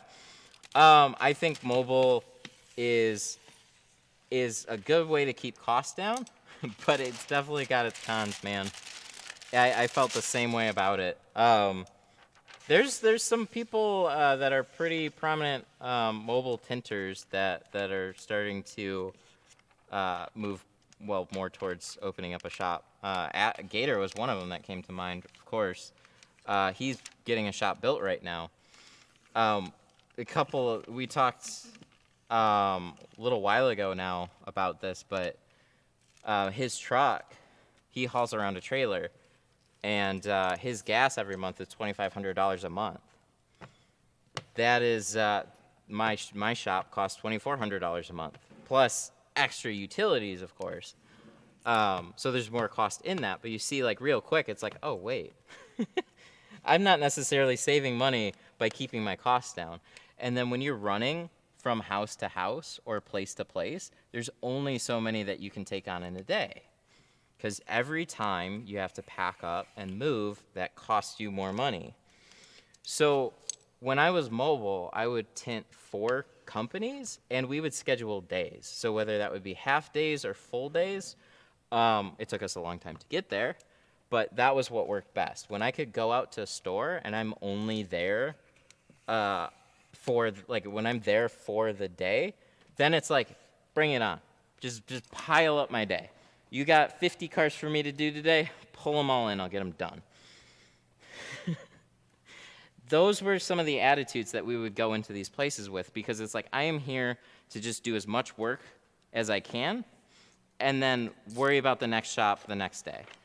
Instead of just like, oh, hey, I got a car coming in over at this store, then I got to go do this store, then I got to go run. It's just, there's packing, there's unpacking, you got to get shades, the customers are running late, just everything to do the job then and there at one store. Oh, that always worked out the best. But, like we talked about earlier with branding, that made good money. I didn't build a brand that way.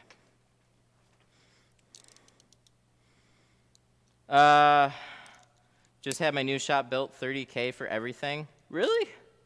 Sorry, my voice just went crazy. 30 by 50, ready to move into it. It only cost 30 grand to get a shop made? That's got to be like more of a pole barn thing, right? It's not a commercial building. But that's like, I'm like, oh, dang. I want to do that. There's a lot I don't know about getting your own property built, so. I was looking into barn dominiums not too long ago. So I've largely rented all my life, and good God, I just want to cry at the sheer amount of extra money that I've paid for renting versus owning my own place.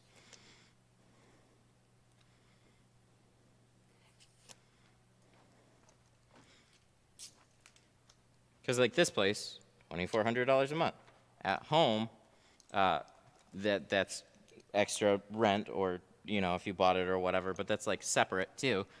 Man, if you could build both of them together, oh, so cool.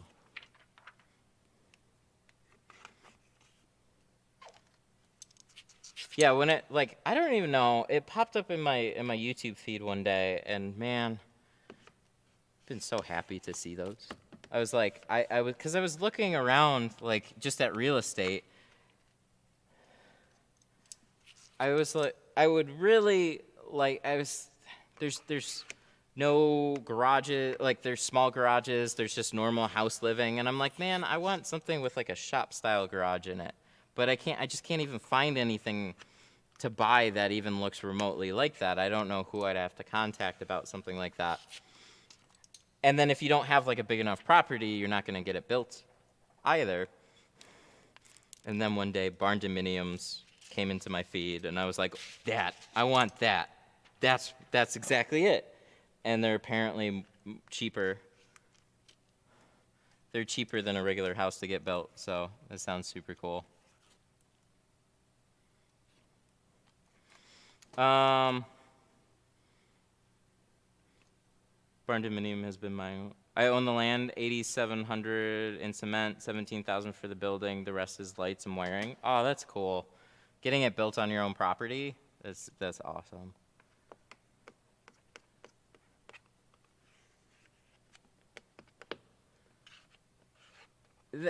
I don't know.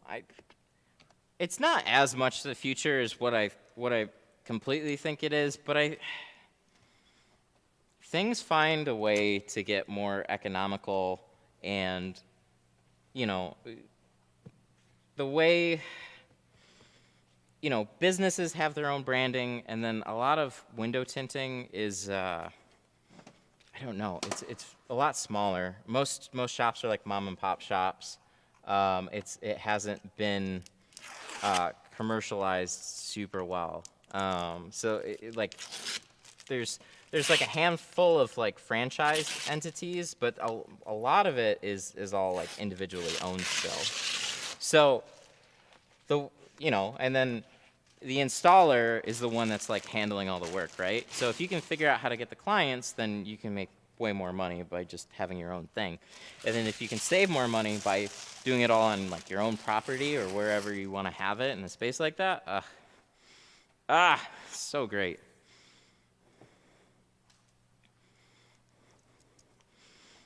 Good feeling, busted ass all last year. First half of this year, paid cash 100 bills for it. Dang, that's super cool. But now you got your own space. That's so fun. While everyone is getting shops, I want to buy like a tent, fit cars in. All the ones that are fined are 12 feet wide. I'm not sure if that's going to be enough. Sun distributing. I would actually message them. They have some good tent recommendations. They don't sell them, but the owner used to tent like that. He used to actually pack up a tent and run around from company to company, even in the wintertime. He had a fully mobile setup because around here, when you're tenting for auto accessories companies, and a handful of years ago, remote starter season comes around, and then it's just tent season kind of slows down. Remote starter season gets overblown, and then they don't have room for you to tent in their shops anymore. So he actually got a tent, and he had a full mobile setup. So he looked around a lot. So I know Rick would have a lot more info on what you could possibly do for that. The drawbacks, though, from doing it purely like that is breakdown time, setup time, and weather. You're still dealing with the weather. So unless you have it anchored into the ground somewhere, and it's like if you're moving it around on a windy day, you definitely need floor anchors. But if the wind was over a certain mile per hour, then they couldn't tent. They couldn't bring it out.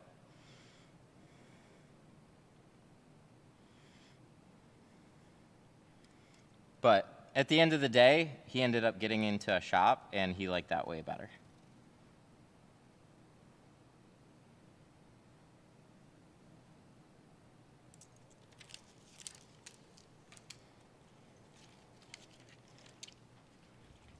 Harbor Freight has a decent size for a reasonable price. Yeah, and that's a company that's way more auto-oriented, too. But like any of those, you cheap out on fabrics and stuff like that, so it's more likely to get blown around. Yeah, there's problems all the way around any way you do it.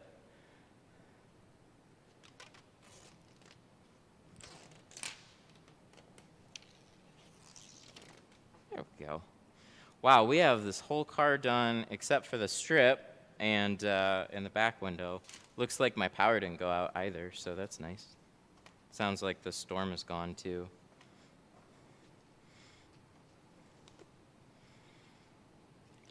Just say no to mobile. Hey, you do what you have to do. There's just a lot of different ways to do mobile.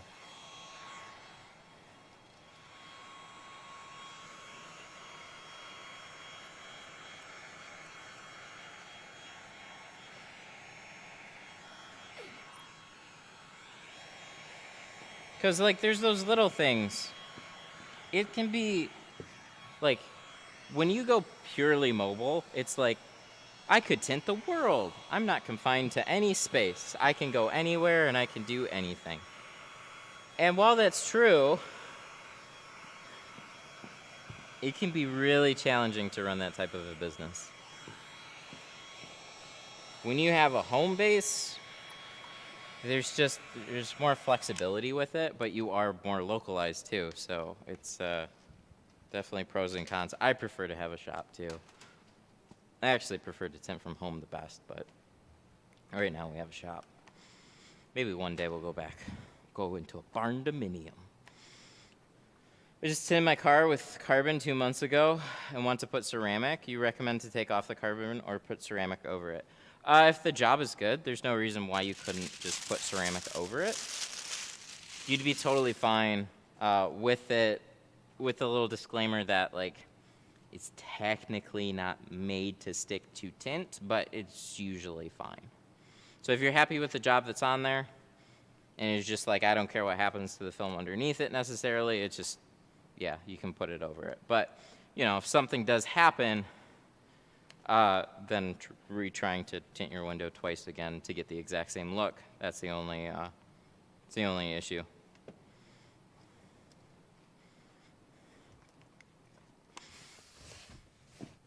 Big storm. Yeah, thankfully it already went through here. These look like they'll come out if I lean these seats forward. That would be super nice. Mercedes, did you make it possible on this vehicle to do that? Or do you both shop and mobile, depending on what you have going on? Yep. I have people that ask about it, and I just always tell them no. There's sometimes, like, some people will make it well worth your time if the right person calls. They're like, hey, I've got, like, you know, I've got a garage, just somebody that has some more money or whatever. They're like, hey, yeah, I have a full-size garage or a big garage, and I have, like, 3 cars that I want to get tinted. I have no way of moving them efficiently. Would you mind coming out and doing them here? Stuff like that is, you know, it's up to you as a company, but I can't stream from those places anymore, so I don't want to leave. That's why people ask me if I want to do architectural. I don't want to touch it. I tinted from home last 6 years, only 2 to 3 a day. Had a shop for 10 years, and nothing like working from home. I feel you on that one. That is that's where I'm at right now. I want to do this workflow from home, because when you got a shop, man, you got to treat it like a shop, or you got to have something else, because that's just. It's a lot of money going just to overhead, and if you don't enjoy that kind of life, being at the shop, then it's just every car that you do that's in the back of your head, you're just like, ugh, I got to get through 30 cars just to cover overhead, and then I'm making money. It would be much nicer for me if I could just do far less than that.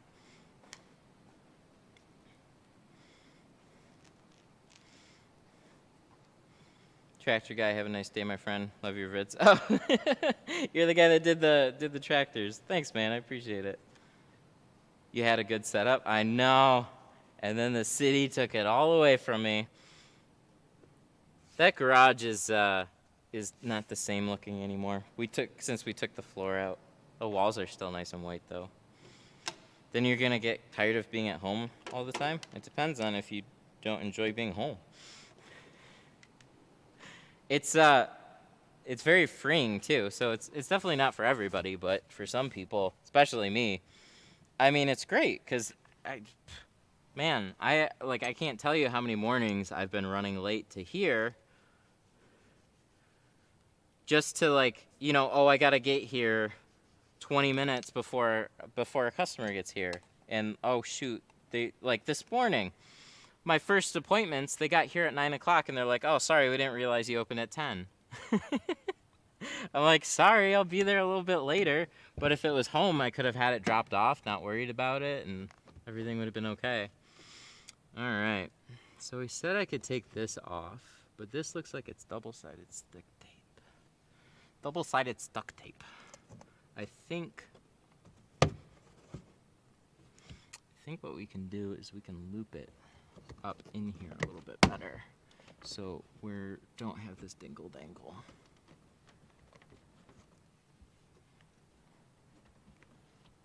How long should film take to arrive? Only a couple of days. It might take like a little bit longer than that, but usually if it's ordered before noon, it'll go out same day.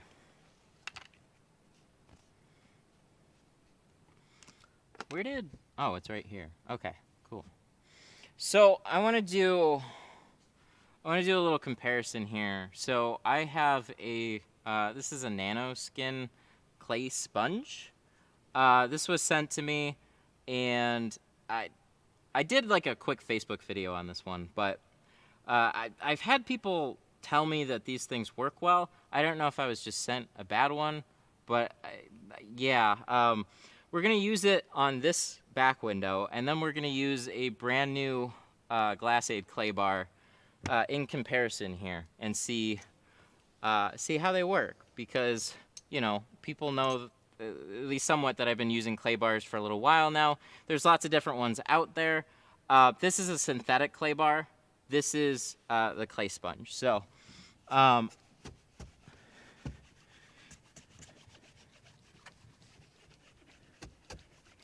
so we're gonna give this one every shot in the world. But one reason I never went right to the nano clay sponges is because they're black, so you don't even know that anything's happening. But we're gonna give this every chance in the world right now. I already know what's gonna happen, but I'm gonna pretend to be surprised here. As far as I could tell, it felt like I was cleaning the window. Cool. And we're gonna squeegee it off to ensure that there's no residue that was left behind. So when we go over it with the Glasaid clay bar, we're gonna see what happens. But yeah, I mean, I would feel like that's reasonably clean, right? So now we're gonna take a Glasaid one and go over this. Now I don't know what exactly this is gonna look like. Every back window is gonna be a little bit different. Some are pretty scuzzy and some are pretty good. But what I wanna see is, oh my God! See that? See all that right there? That's just what we pulled off from that section of the defrosters. So, do nano clay sponges work? Maybe, but you can't see, and definitely not as well, because if we're pulling stuff off with this, yeah. I don't know. Wanted to do that little illustration there, because I had it sitting around for a minute, and I totally forgot about it. I was like, oh yeah, I want to see if it works. So the best way for me to see if it works is put it against a nice white Glasaid clay bar, right? Because if we cleaned everything... So if we cleaned everything off with this, then this would have been perfectly fine. But this is the one side that we did already. This is the other side now. Yummy. Oh yeah, somebody asked me to... Okay, we'll get a new one. We can do that too. I'm having my car done by you tomorrow, so excited. Dude, that's super cool. Thank you. That's really nice to see. Because I don't often have somebody that pops in chat to tell me that I'm tuning their car, let alone that they're super excited for it. That makes me excited. I'll make sure that we stream yours. What kind of car? I don't keep a super good eye on my own schedule. So chat would be interested for sure. Do you use the full clay bar or pieces?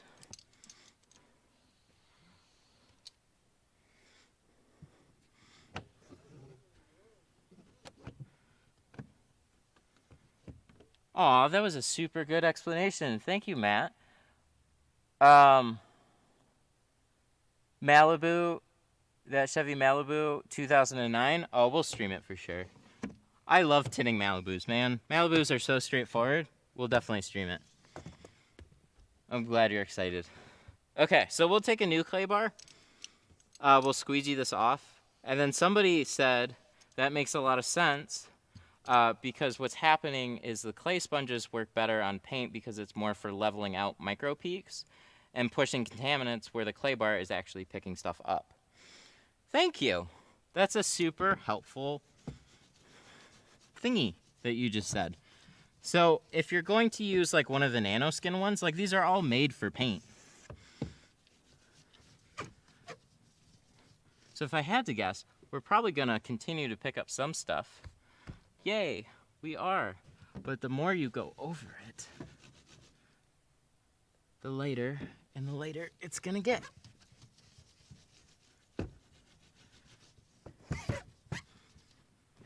But yeah.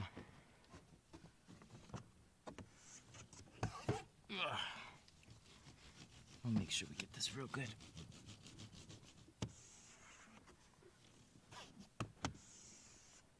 Yeah, man. Look at all that stuff that we're picking up off of the defroster. That's super cool. So if you use and reuse a clay bar, that's totally fine. You want to rinse it off, so just take it, run it in warm water. Some of this residue is gonna wear off, or it's gonna like soak into the bar basically. So it's gonna discolor over time, but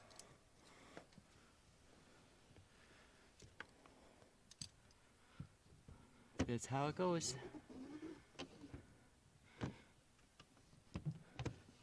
Just shrunk. Wow, we're getting majorly distracted. Just shrunk my windshield with a felt card, and wow, what a difference. That's cool. I'm glad you like it.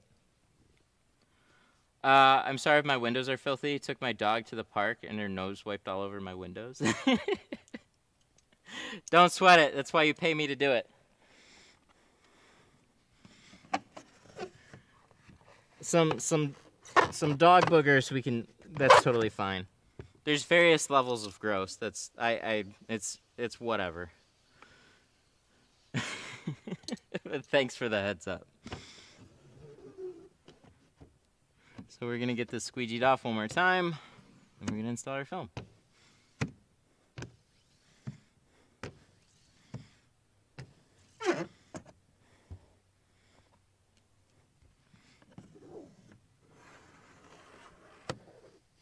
Yeah, like stickers, whatever. The only thing is, like, if it's been tinted before or it has tint on it, that's something a little bit different. But yeah, just like general crud and whatever. Man, I'm so used to it. That's just part of the job. Do you let it sit in water when not in use or no overdays? What do you mean?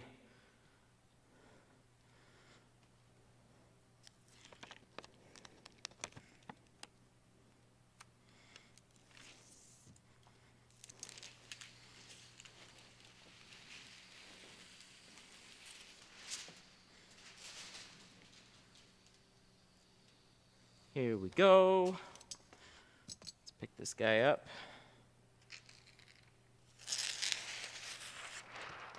2009 Malibu. That's the one with the seals that pop out of the sides, so we'll be taking those out. I like it for that reason. The back glass is really flat too.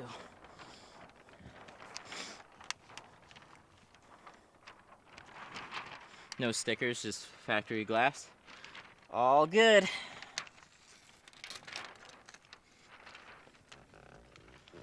What do you think about the roll technique? The, like, reverse rolling? It's great. I just am not very good at doing it on back windows.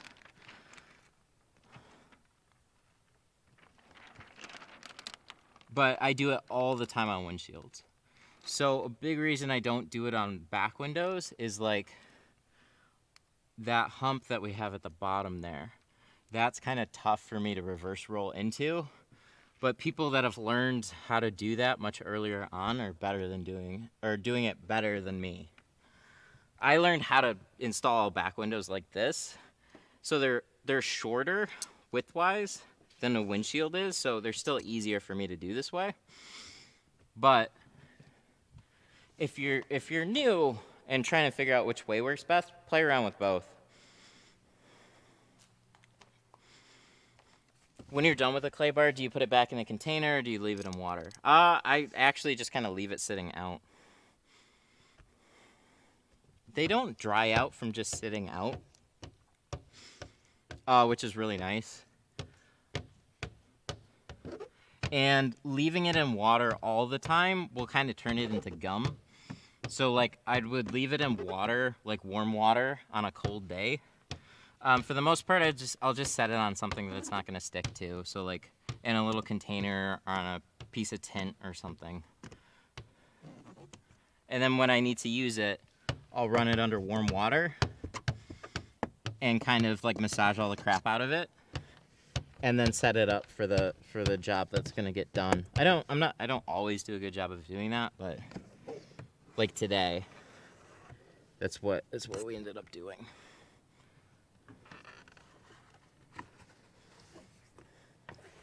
So this guy, this is the tail fin. We've talked about this a couple times.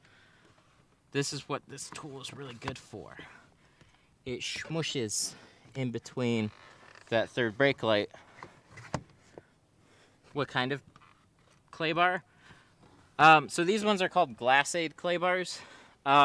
Synthetic clay bars, though. Use those. So they're all a little different. Some are softer, some are harder. They all do the job really well. But like, for example, on a hot day, the Glacade ones are really good because they're a harder clay. So they'll keep their shape better, and they're not going to leave sticky clay spots behind. Soft clay is more malleable, but sometimes on a hot day, it's left sticky clay spots behind. But in the cold weather, Glacade clay bars are a little bit firm, so that's why I'll use warm water with them. So you could use something like an Adams clay bar. Those things work really well too. Just, I'm guessing like most synthetic clay bars will do the job. I just was really surprised on the difference today between like the NanoSkin ones, because I was assuming that they would work. But they don't. They don't work. How often do you change it? Probably like once a month, I think. I've gone quite a while on just one clay bar.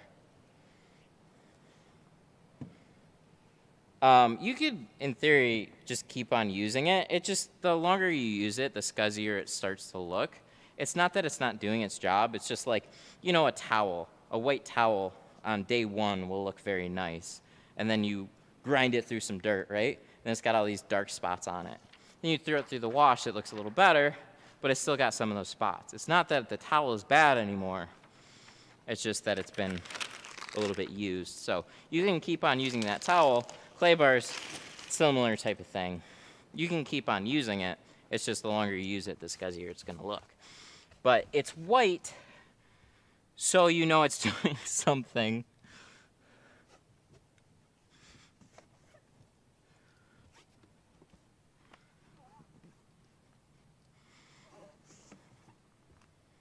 But I've been using scrub pads and whatever else on back windows for a really long time, and you get a really nice result. Just from like scrub pads and cleaning and just putting in some general effort, you'll get a good result regardless. The clay bars, that's kind of about like that extra something something. Makes the defrosters look much cleaner. It's pulling lots of, you know, like it's literally picking all this little dirt that could be jammed in these small little cross sections and stuff, and just, you know, where your squeegee's running over the lines and your scrub pad is getting some of that done, the clay bar is working its way into a lot more surfaces and stuff. So you don't need them, but when you use them, you'll be glad you did. You do such a nice job every time, and I love how you explain everything. Can't wait for tomorrow. Thank you. This is why I set things up this way, so I could take the time to do that. When you do the visor strip, could you explain how to prevent loose headliner foam from getting into the film? Yeah, I can do my best. Some are better than others, so thank you to T-Town. T-Town, big shout out. I totally half forgot my windshield strip that I have to do, so mentioned it while I was wrapping up this back window, which is the perfect time to mention that I have to do a visor strip. So we will do that. What time is it? It's 3:40. Cool. So let me toss some towels aside. Let me see, like clay bars sometimes, like it doesn't really stick to a lot of things like cloth, so I can just put them on a rag. Thank you. Whoa! Kevin!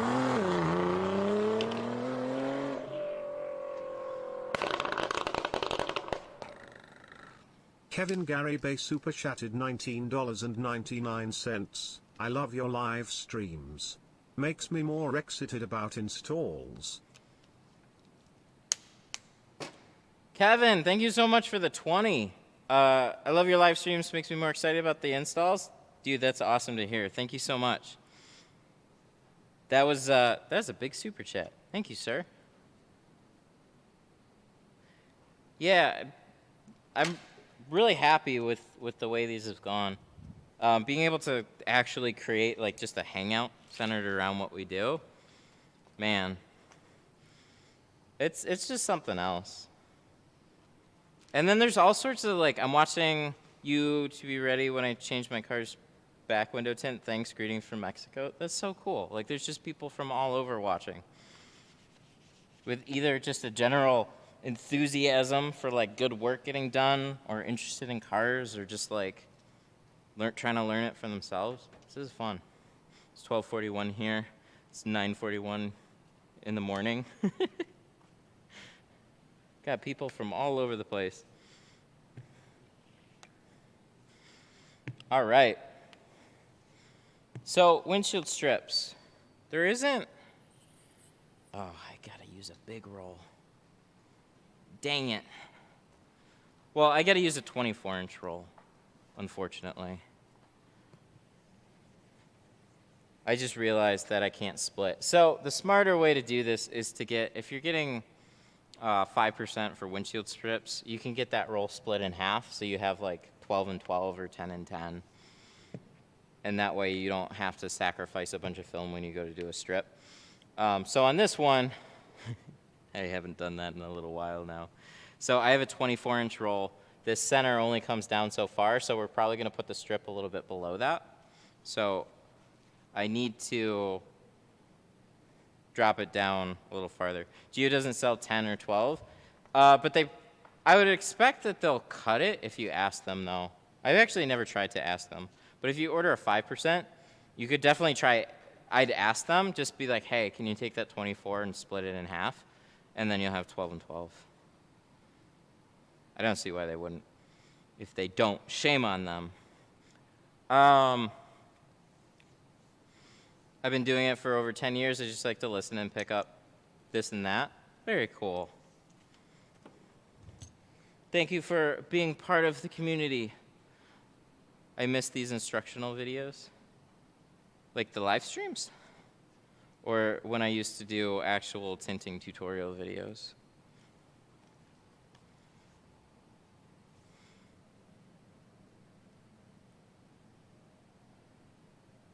So, for a strip, we're still cutting on the windshield, so we want to do what we can to keep that safe.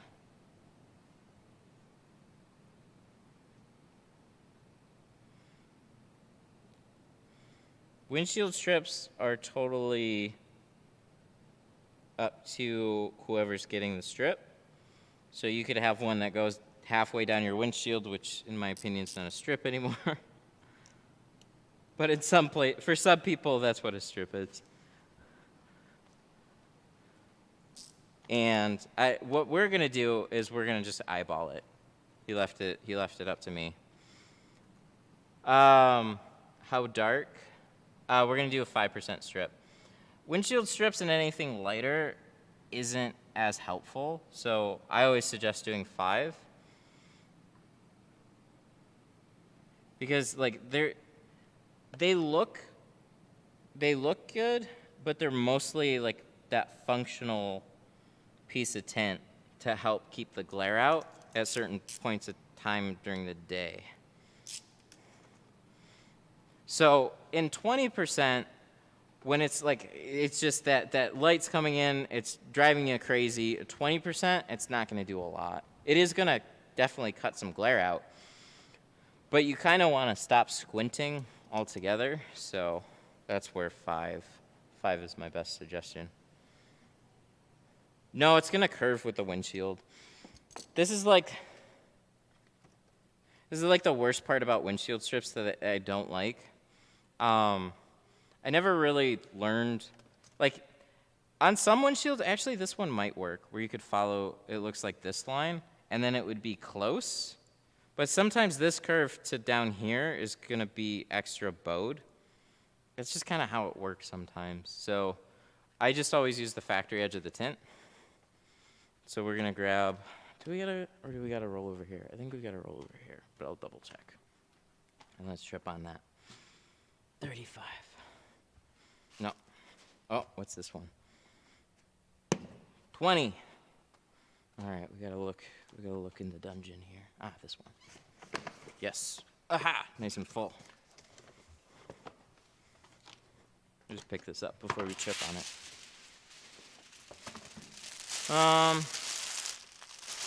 And Geo's website, they have a 10 and 12 option. Oh, well, there you go. That's nice. So they do it.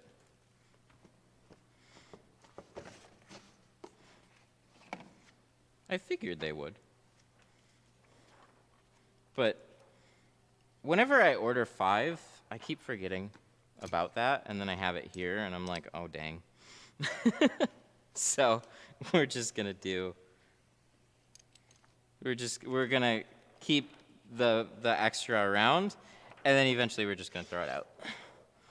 Because we'll probably not have a windshield like this. We usually get them on trucks. Trucks are a little bit wider. And then I always forget what the film is. You know. It's just what happens.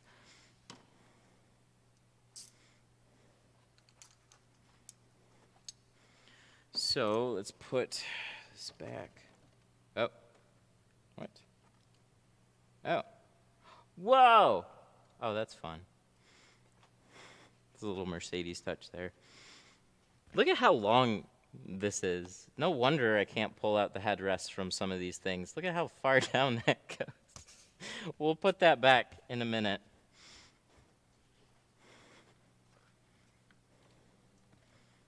Do you still do PPF? No, I don't like touching PPF. I've thought about doing smaller work for it, but I've been busy enough doing window tint. I haven't really wanted to get back into PPF. It's like tinning. It's like, for me, you're either like all in it, and that's what you do, but jumping back and forth between the two, that got old so fast for me.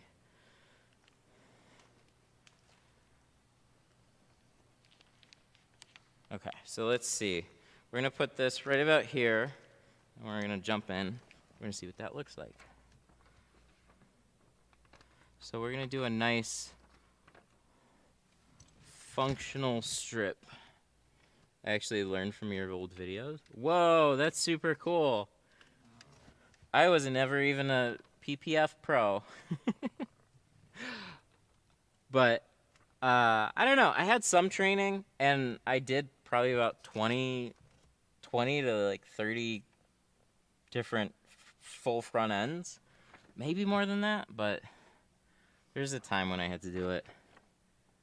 But that's super cool. Yeah, see, it's got that natural arch with the windshield. I'm just trying to...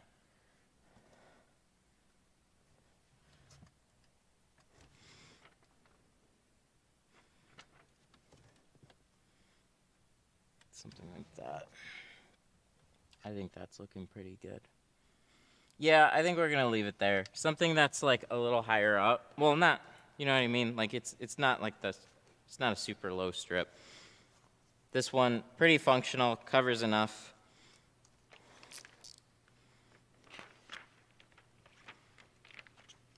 Measuring tape? Yeah, about that. I don't know where mine, I lost mine somewhere in my shop. I can get a tool, though, to measure. You just find something long enough and put it up on both sides, and if it's the same. AS1 line? No, No, this one doesn't seem to have it. Not on both sides anyways. They've been doing that more on trucks, so that's been cool. You don't use the AS1 line? No. AS1 line is, I use the AS1 line as a guide when it's there, but I definitely don't match it up with the AS1 line. I've had some that the AS1 line is literally this far away from the top of the windshield. Use your red dot? Yep, red dot will work. It's usually what we do. If there's no fingers when I'm shrinking, am I doing something wrong? No. Yeah. I mean, if there's no fingers, that means the film is flat enough.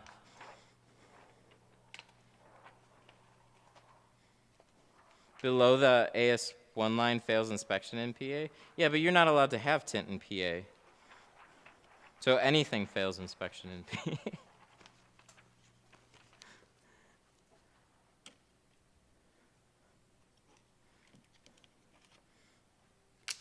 For some reason, my Hellcat, the AS1 line comes in the middle of the windshield. They're like that. I don't know why. They're all over the place. Some of them are like way up here. Some of them are way down here. There's a lot of them that are pretty standard. But yeah, they're all over the place.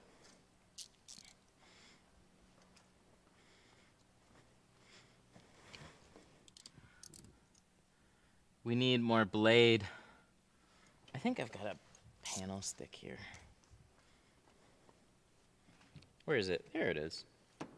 What is the biggest size roll that you buy? 40s. I'll buy a 60 for like whatever the Teslas, but that's about it. 40s are about as big as they come. See, oh, look at that. It's like as big as the stick. So you go like a couple inches from there. So we can drop it down just a little bit on this side or pull it up on the other side. Looks like we're sticking a little bit. What's up, Jay? How you doing?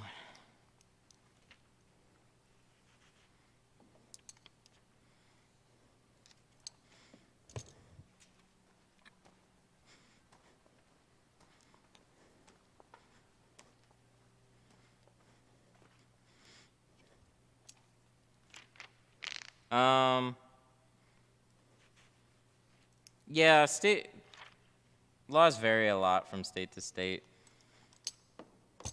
Some use them as suggestions. Okay. Oh.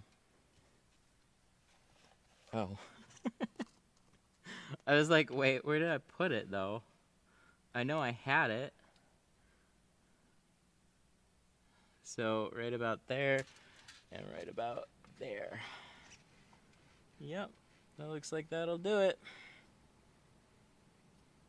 Just, yep, that'll look good. So now, let's grab a light, cut out the rest. My back windows can be spray painted. Yeah, ours too. Michigan state law allows anything with a doctor's note because they don't specify. And then the rest of it is nothing on the front doors except for the top 4 inches of the window. What do you charge for a strip? 50. Although, I was looking for my other light. I know I put it somewhere. I just don't remember where I put it. I lose so many things when I get too much space.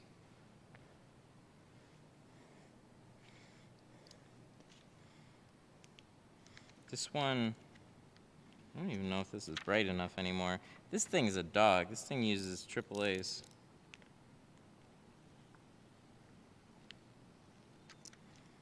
Full windshield? It depends on the film. Full windshield starts at like 150.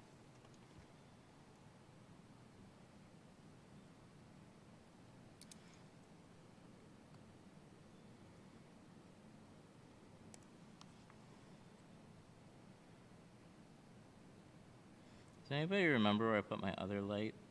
Craftsman, you let me down so much. heat gun. You ripped off this light, but you didn't even do a good job at that.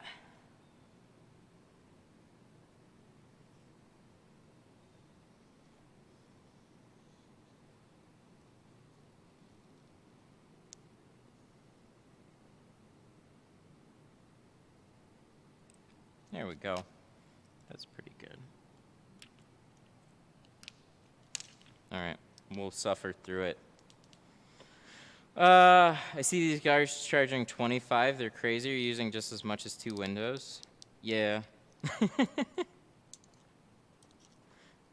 I don't know. There's a lot. Yeah. There's a whole bunch of crazy people with their pricing. They just make life difficult for themselves.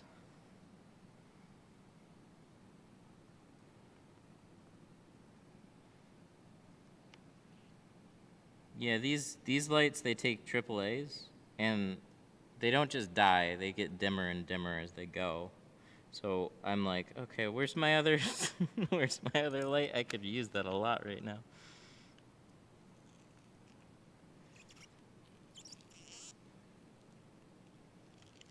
But I think we're just about there. So we suffered through it. Does it have a dot matrix? Yes. All windshields, all new, all modern. Anything made within the past like 30 years typically has a dot matrix on the windshield. Whee!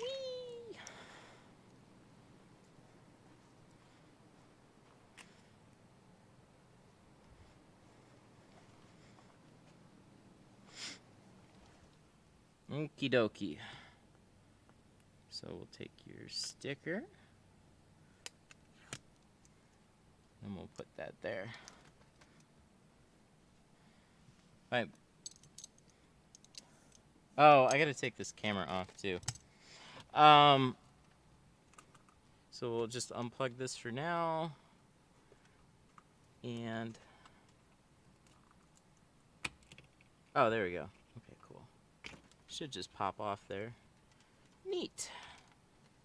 Get that guy out of the way. Tuck up these cables. Ta-da! Oh yeah, that's right. We can't do this. Man, I've done so many windshield strips where I get to do them in 2 pieces, and I'm just always happier when I can do them that way. I keep forgetting that I have to go all the way across with this one. It's fine. It's the way windshield strips always used to be. It's just been a minute. Okay, so we gotta take care of the rosary too. You know, I did this the other day. I used to play a little game where you sit there and you try and untangle everything around the mirror. Most of the time, they're totally, like, they're not really bad, but some people like to put, like, 50 air freshener trees up there. Or any assortment of, like, bedangled jewelry. So now I'm just doing this. Whoa. There's a cubby here? Shut up. I never knew that. Oh, that's rad. That's so... Look at that. Boom. Okay. I think I'm done now. So we're just going to put this right up here. We'll pull a little piece of tape. And then you're just going to hang out there. Thank you.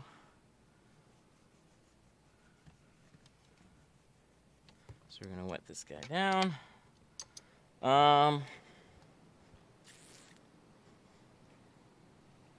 Glock cubby.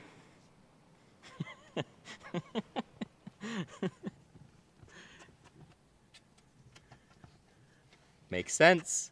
I can't think of anything better. I was thinking like, hey, it's a cell phone pocket, but nope, there you go. It makes more sense. Headliner foam. So there isn't really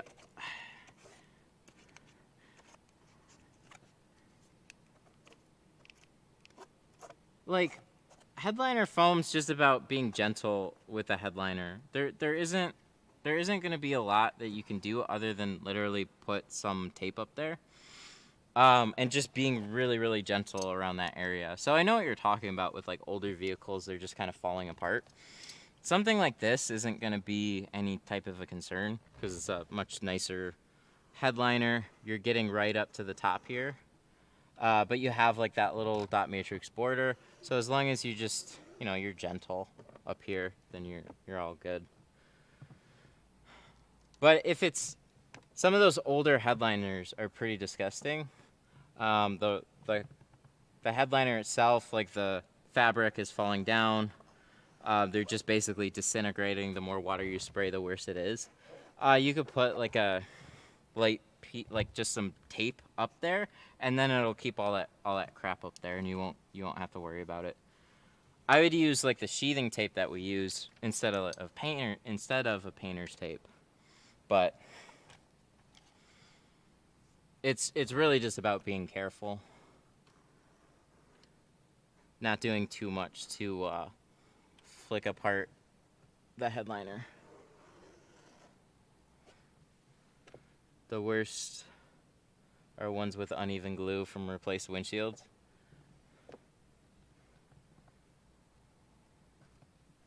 He's talking about the old Dodge trucks. Yeah. So yes, definitely. But so as far as the old trucks where you can't even see, like, I mean, come on, you got to be realistic. There's only so much that you can do. You could maybe put some, like a bead of glue up there and then tint it. That's a little trick I've been seeing a lot of people use lately. But some people just have super unrealistic expectations about old vehicles like that.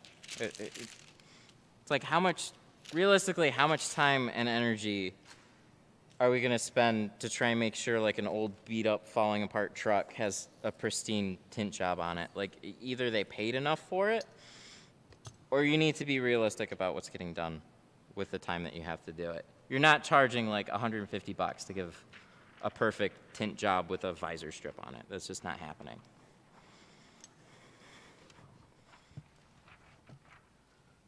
But some people act like it. Some people are like, I paid $150. This should be the best tint job ever.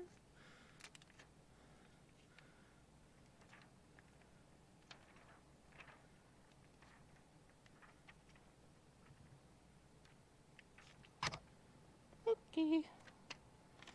So then I get it close. I clean up a little bit below where I'm installing the strip. I start below, and then we slide the strip up to where it needs to go. So there's that wire up there that we maybe should have taken out. But hopefully that's it. Yeah, see that little guy right there? It's from the dash cam. Putting a little pressure. So get it lined up where you need it to go. Where's our little stick here? We can check it before we start tacking it down. Looking pretty good. I always start in the middle and then work my way back out. That way I know I'm squeegeing everything out about as even as I can. We might have a couple little fingers here or there. You could definitely like snap shrink it if you want to.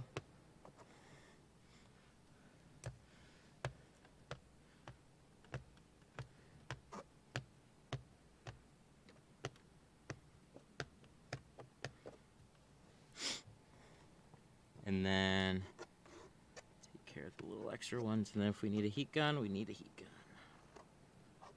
Here we go. Looking good. I tell people with old cars not to, something to the fact of don't expect them to be perfect. Yeah, just, you know, people got to be realistic about it. It was just kind of funny where the conversation was going. It was like a windshield strip, the headliner foam, to like something just like an old crappy truck style thing that's like falling apart, and it's like, all right, we're digging into a little way down to an area that's like What do you tell those people? I don't know. That they should go buy a new truck?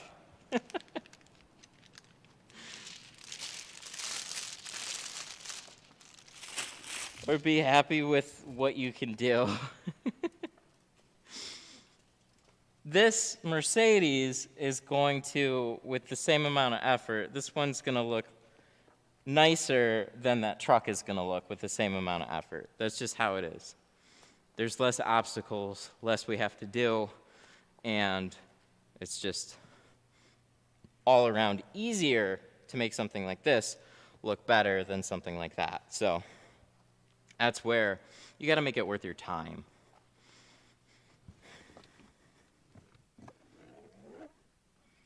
Or you just got to get used to it, and that's the way your tinning career is going to be. But you brought that on yourself.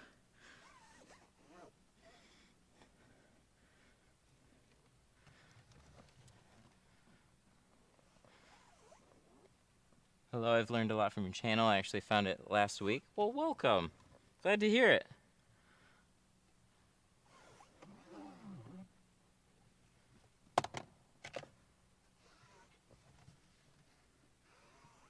So on this, with the suction cups, you can definitely put it back on. Just give the strip some time to dry, because if you put it right up there, it'll start to yank the tint right back off. But totally fine with putting it back on. Now, long term, with a suction cup, like, there's a chance that they'll start to wear into the scratch coat, with lots of, as dirt builds up, as that suction cup maybe vibrates a little bit, it might start wearing like a small circle into it. But that would be with a lot of time, basically. I'd still put whatever dash cams and stuff up there, no problem, but just always that little disclaimer that goes along with it. So up in the top corner, I don't think you'd ever care. If it was like a full ceramic windshield and you put your suction cups like right here or in the middle or something, yeah, you're probably going to care a little bit more if something gets worn into that. So be careful.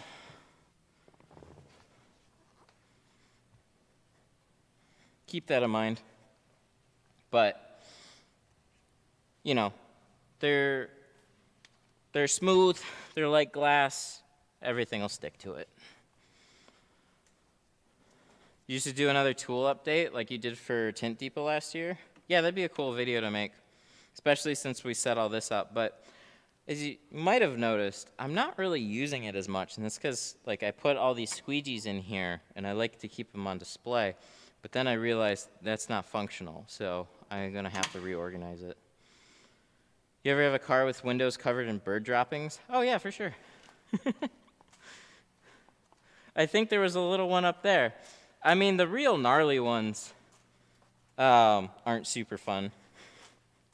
They're kind of gross, especially if you spray them and then it doesn't do much and you have to sacrifice a towel or a scrub pad. You're like, ugh.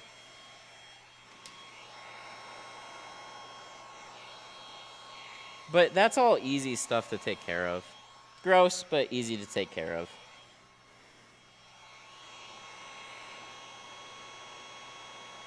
I bought all the tools that was in that video and then only used about half of them. Oh, interesting. I actually used all those tools that was in the video. But that goes to show you, that's kind of throws back to the Amazon video. You don't need a lot to tint a window. Or to tint most cars. But there are a lot of extra tools that help you with those unique circumstances. So most cars are pretty straightforward, but every once in a while you have you just need that one tool to get the job done, just like a mechanic. I mean, taking apart a car, you can do so much with a 10 mil and a 13 mil. But then you need that extension or you need that angled wrench or something, so it's kind of how it goes. I bought all the tri-edges and ended up only using the pink. Oh, I mostly only used the pink or the blue. Yeah, you definitely don't have to buy all of them, but now you know which ones are good. You know which ones you like the best, so. Speaking of, where's my... Sometimes a gator blade is just the right tool for the job. Where did I put it? Do I have extras over there? Yes, I do. I don't know why they're over here, but they are. Perch poops. Not much of an issue. The purple ones, those are special. Those are only back for special occasions. Everybody liked the purple ones as far as I know.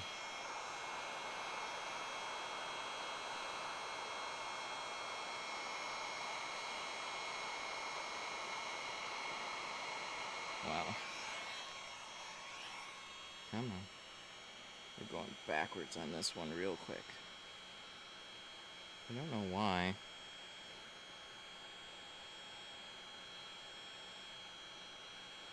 I think I just hooked it wrong.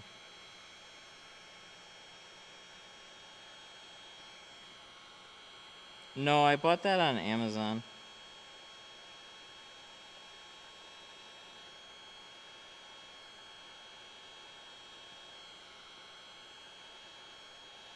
There's a lot of interesting looking tools on Amazon that I want to play around with.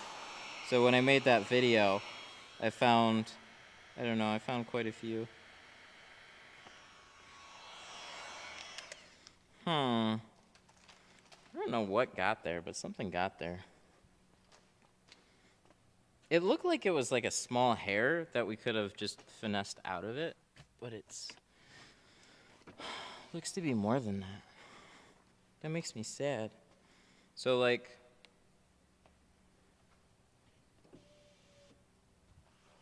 that little guy right there, I think there was like a little string of a hair that got in there. But when it's right on the edge, you can usually get to smush it out. But it's not happening here.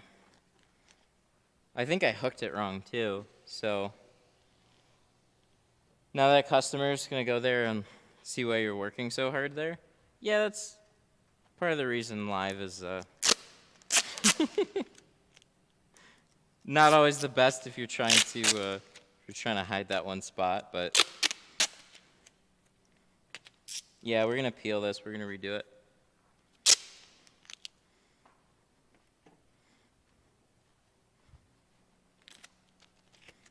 Well, we were almost there, but we got everything else done, so that's good. So, unfortunately, this had a little bit to dry here, so we'll see about removing it. He's not picking this up till a little after 5 anyways, so we do have some extra time with it, so all for the better. I don't feel stressed at all. I'm like, I have to get it done. In Florida, we have pollen season, literally. A layer of pollen on every car. That's not fun. Sounds like allergy city for me. Here we get a string of pollen. Springtime, early summer. Oh yeah, we get a ton of it. All the trees start getting their leaves back.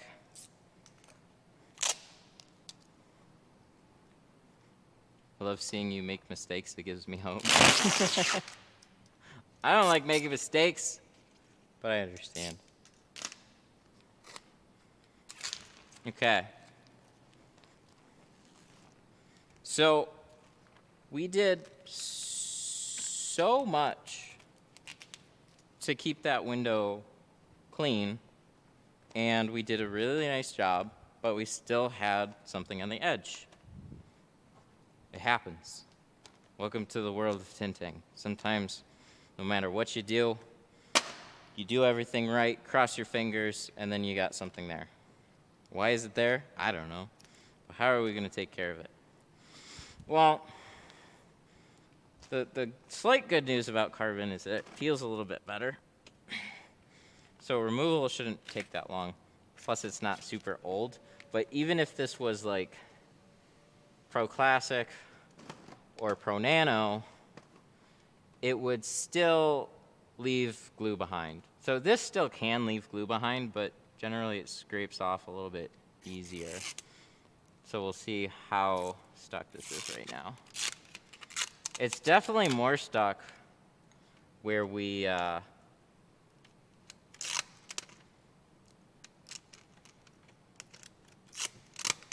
just dried it out. That's a given.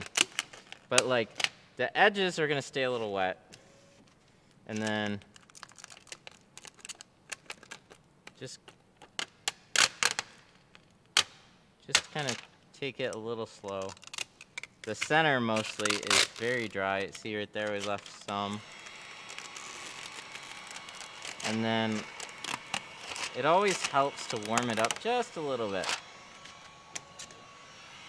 So as long as we're not leaving a sheet of glue behind, I'm definitely not going to be super upset.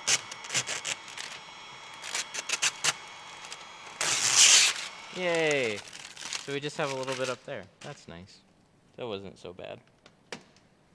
Because that's the worst. Whenever you have to do a redo, whenever you have to redo a window, the worst part is removing the glue. How long do you tell customers to not roll windows down? A couple days. But I always leave the disclaimer that, hey, I put tape over the switches, but if you accidentally do it and they peel, don't worry about it. It's all uncovered. Because really, you should be able to roll down windows right away. You shouldn't have to wait 2 or 3 days. It's just one of those things that has been, ever since I've been a tinner, it's always been said. So I like to stick with that same thing. Like, yeah, you should probably let them dry for a couple days, but if you roll them down, you go through drive-through, accidents happen. You know, we all have our own busy lives. If you roll it down, nothing should happen. It should be okay. Don't sweat it. When I first started tinning, I didn't say that. When I first started tinning, I was very adamant, like, they screwed up my window because they rolled the windows down. Now there's bubbles in it, blah, blah, blah, blah, blah.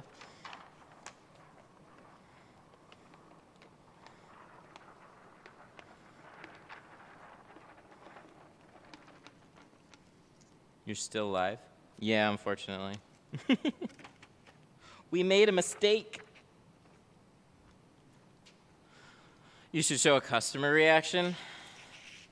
I've thought about it.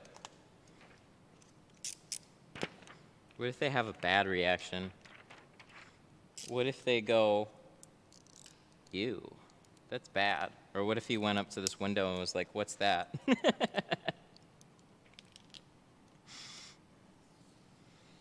No, for the most part, I'd feel awkward being put on camera, so I don't put people on camera like that. But everybody's different. I do full vehicle wraps. Should I be able to do windows no problem? Oh, no, you'll have window tinting versus vinyl wrapping is a huge difference. So taillights, those are real straightforward for you because it's the same thing. Very similar materials, too, depending on the film that you use. But window tinting, you're shrinking everything. Vinyl wrapping, you're stretching everything, so they're very different worlds. I wouldn't be able to wrap a full vehicle. But you might get, like, catch on quicker because you're familiar with film. So, but it is very different. What happened to the front window? We screwed it up. There's something on this edge. It looked like it was just like a small finger, and then when I went to touch it up, it was like a small hair or something right on the edge. And then the more I started to touch it up, the worse it got. So, wah wah.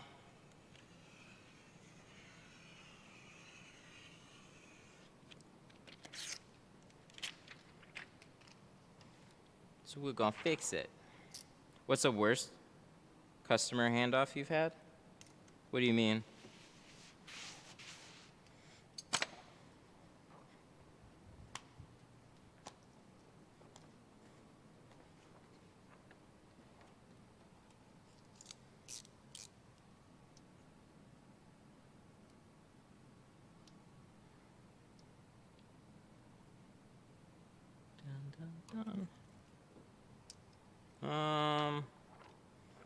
Yeah, what do you mean by customer handoff? Is that like just customer delivery? I think the worst is when you have... Oh, okay, I gotcha. Hang on one second. Hello, Tint Studio, how can I help you? Hello?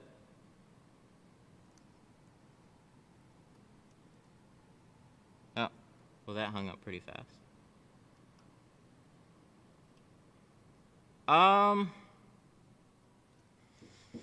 I think the worst is... I'm trying to think if there was a specific situation. Nothing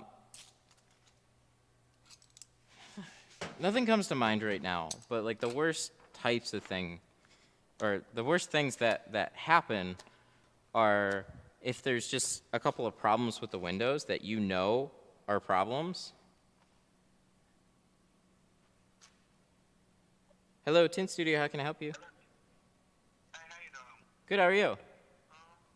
Good. I was wondering if you can do my BMW 328i convertible full tint. Uh-huh. Will you be able to do it tomorrow morning? No, I'm all booked up tomorrow. I could get you in later in the week, though, but I'm all booked up tomorrow. Yeah, I'm not from Detroit. I'm from Buffalo. Oh, okay. I'm looking on your channel right now. Yeah. Yeah, on your live. Oh, I gotcha. Were you the guy that was asking? I'll give a call.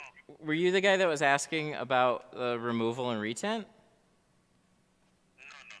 Oh, okay. Just another. Oh, I gotcha.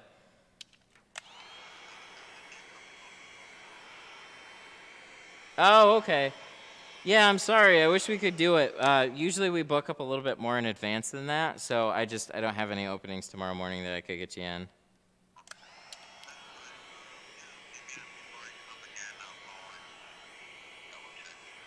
Okay, yeah, let me know. Yeah, give me a little heads up. I'd love to set something up. No problem. Thank you so much. All right, you have a good one.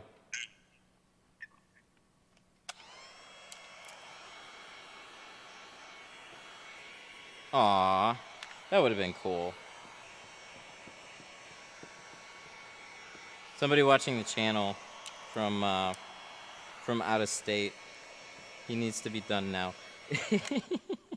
Okay, guys, be nice. No, so he was asking about getting his vehicle done now because he's from out of state and he saw the channel. So it's unique circumstances there. It's like, it's one thing if like you just can't wait till later in the week, but it's literally like he won't be here. So, but we'll do it some other time, I guess. Where do you get your cutting board? Anywhere you can find just big old pieces of glass. So you could have a glass company cut you something. Those were storm windows that were literally sitting in this building, in the back. I don't know. They were, as far as I know, they were a gift from the tint gods when I signed the lease on this place. Whoever was in here was a window company. So they had like 6 storm windows back there, and like they have one big one. So made the best out of them. They're heavy. All right, let's try this again.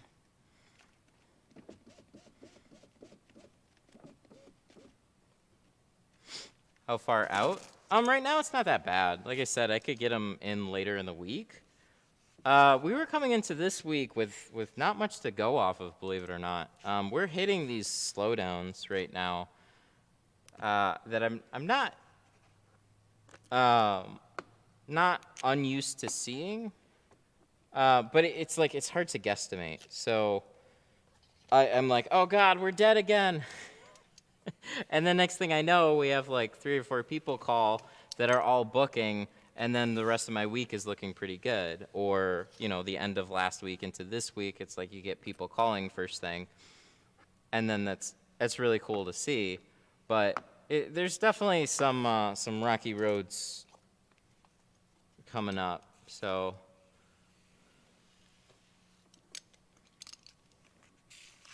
You can get them in 24 hours. No. No, we do 1 car.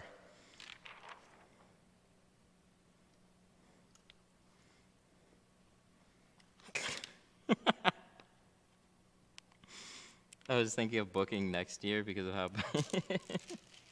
Yes, you need to call exactly 2 years in advance. It's like getting tickets to go on a Gordon Ramsay show. Yeah, no. I think if we were doing that, it would be safe to raise the prices. I think we'd be okay then. But there's people that have seen the channel, and there's many more people that haven't seen it. And it's, you know, it's at the end of the day, it's a business. It's a business like a lot of other shops out there. We just have some creative marketing. There we go.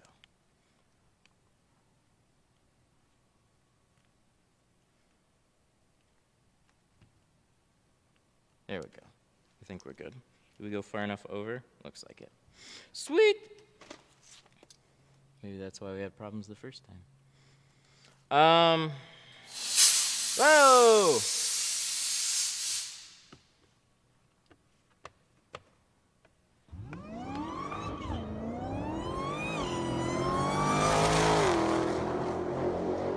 Dang! That's swole. Swalligan super chatted $4.99. Got 3 rolls of film, 5 rolls of glassade clay bar and shanks, all from Ursiter. Professionalism and great teaching made me go to order all from you. Aw. Damn, dude. Thank you. Swole gang, getting swole. Thank you so much for the 5. That is quite the order there. Hope you like the stuff, for sure. I mean, but it's what we use here. What was it? I decided to go with ceramic tint, but how dark?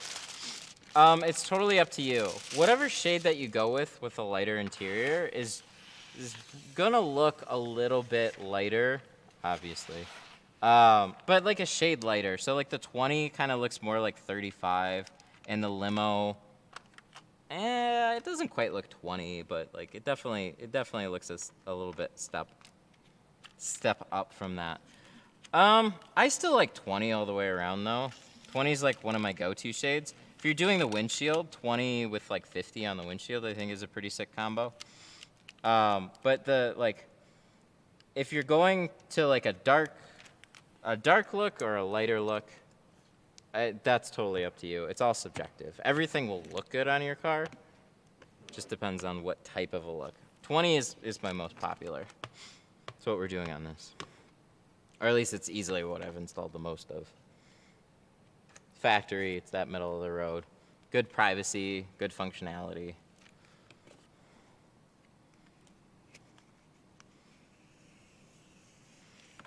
But yeah, you're gonna like ceramic.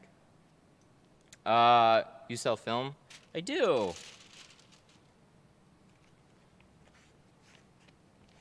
I don't really talk about it though.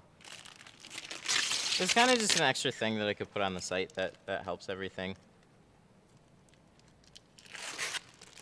Do you think you would have gone the tinting route if your dad didn't have a shop too? No, probably not.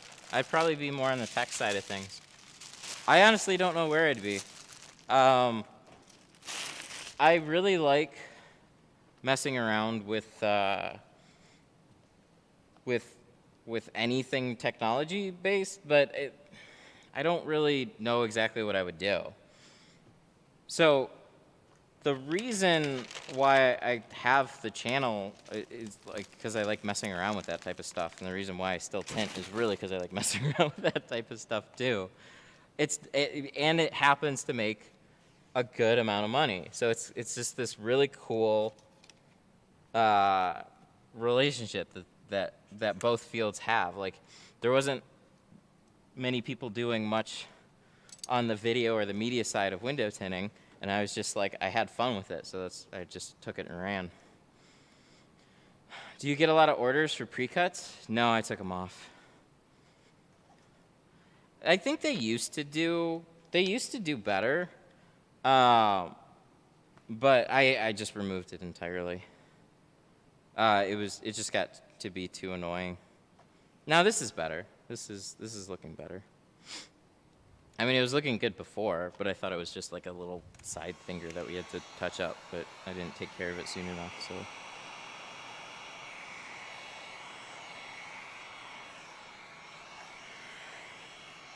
Is GeoShield the old brand? Old brand or only? Probably only.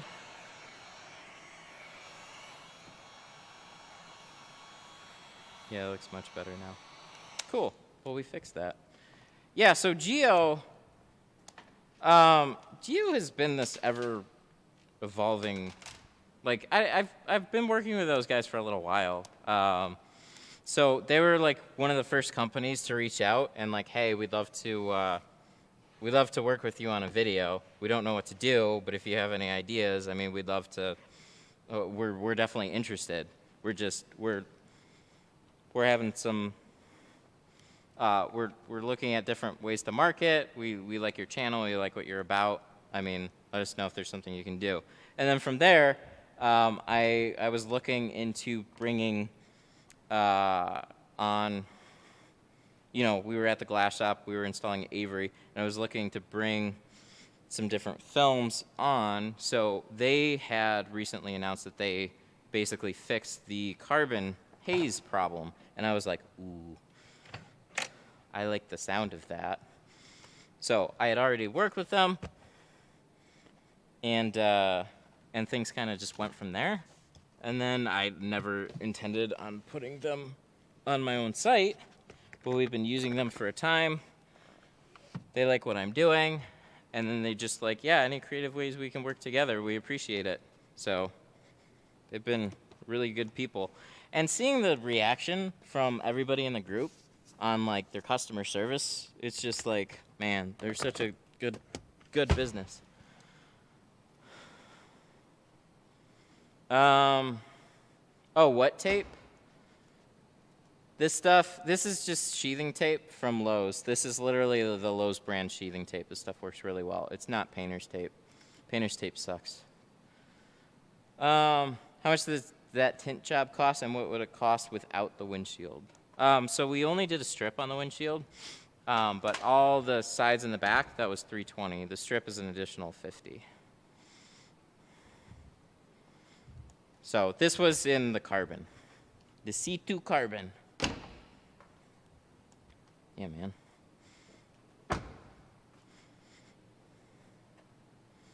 Woo!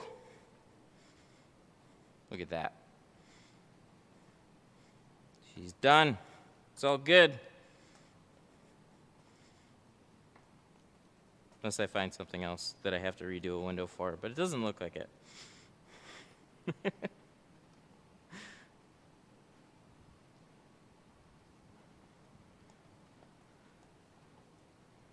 Canon. Sweet. What happened to the eBay film? Oh, good question. It didn't like the heat. So anytime it got really hot outside, it would fade to clear. It was super annoying. So I just removed it. And I put Pro Nano 35, which I actually have to take off again, and we have to do the Apex film. I'm in the Detroit area just getting into tinting on the side, so I'm looking to buy. I'm checking your site out. Oh, very cool. Yeah, a couple of places too.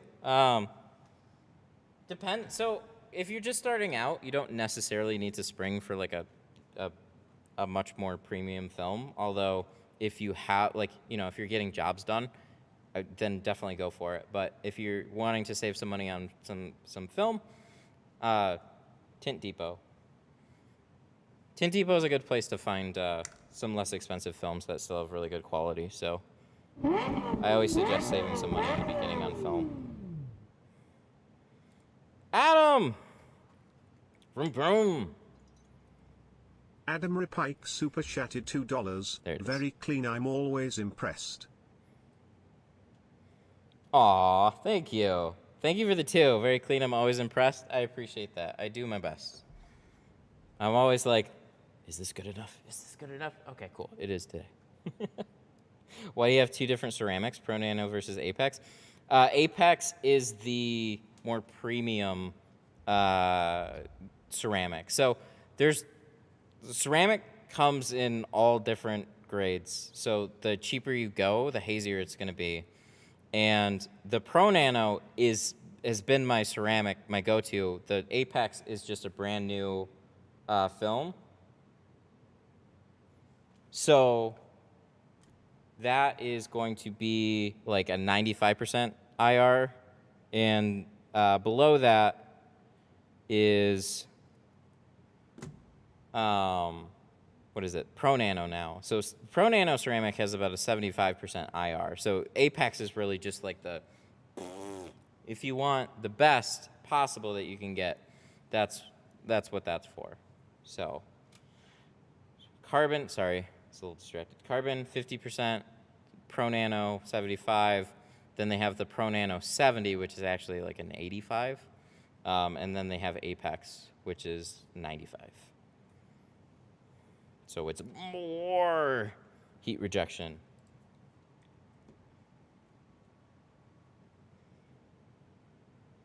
Sorry, 1 second. That's the, what are they called? That's the,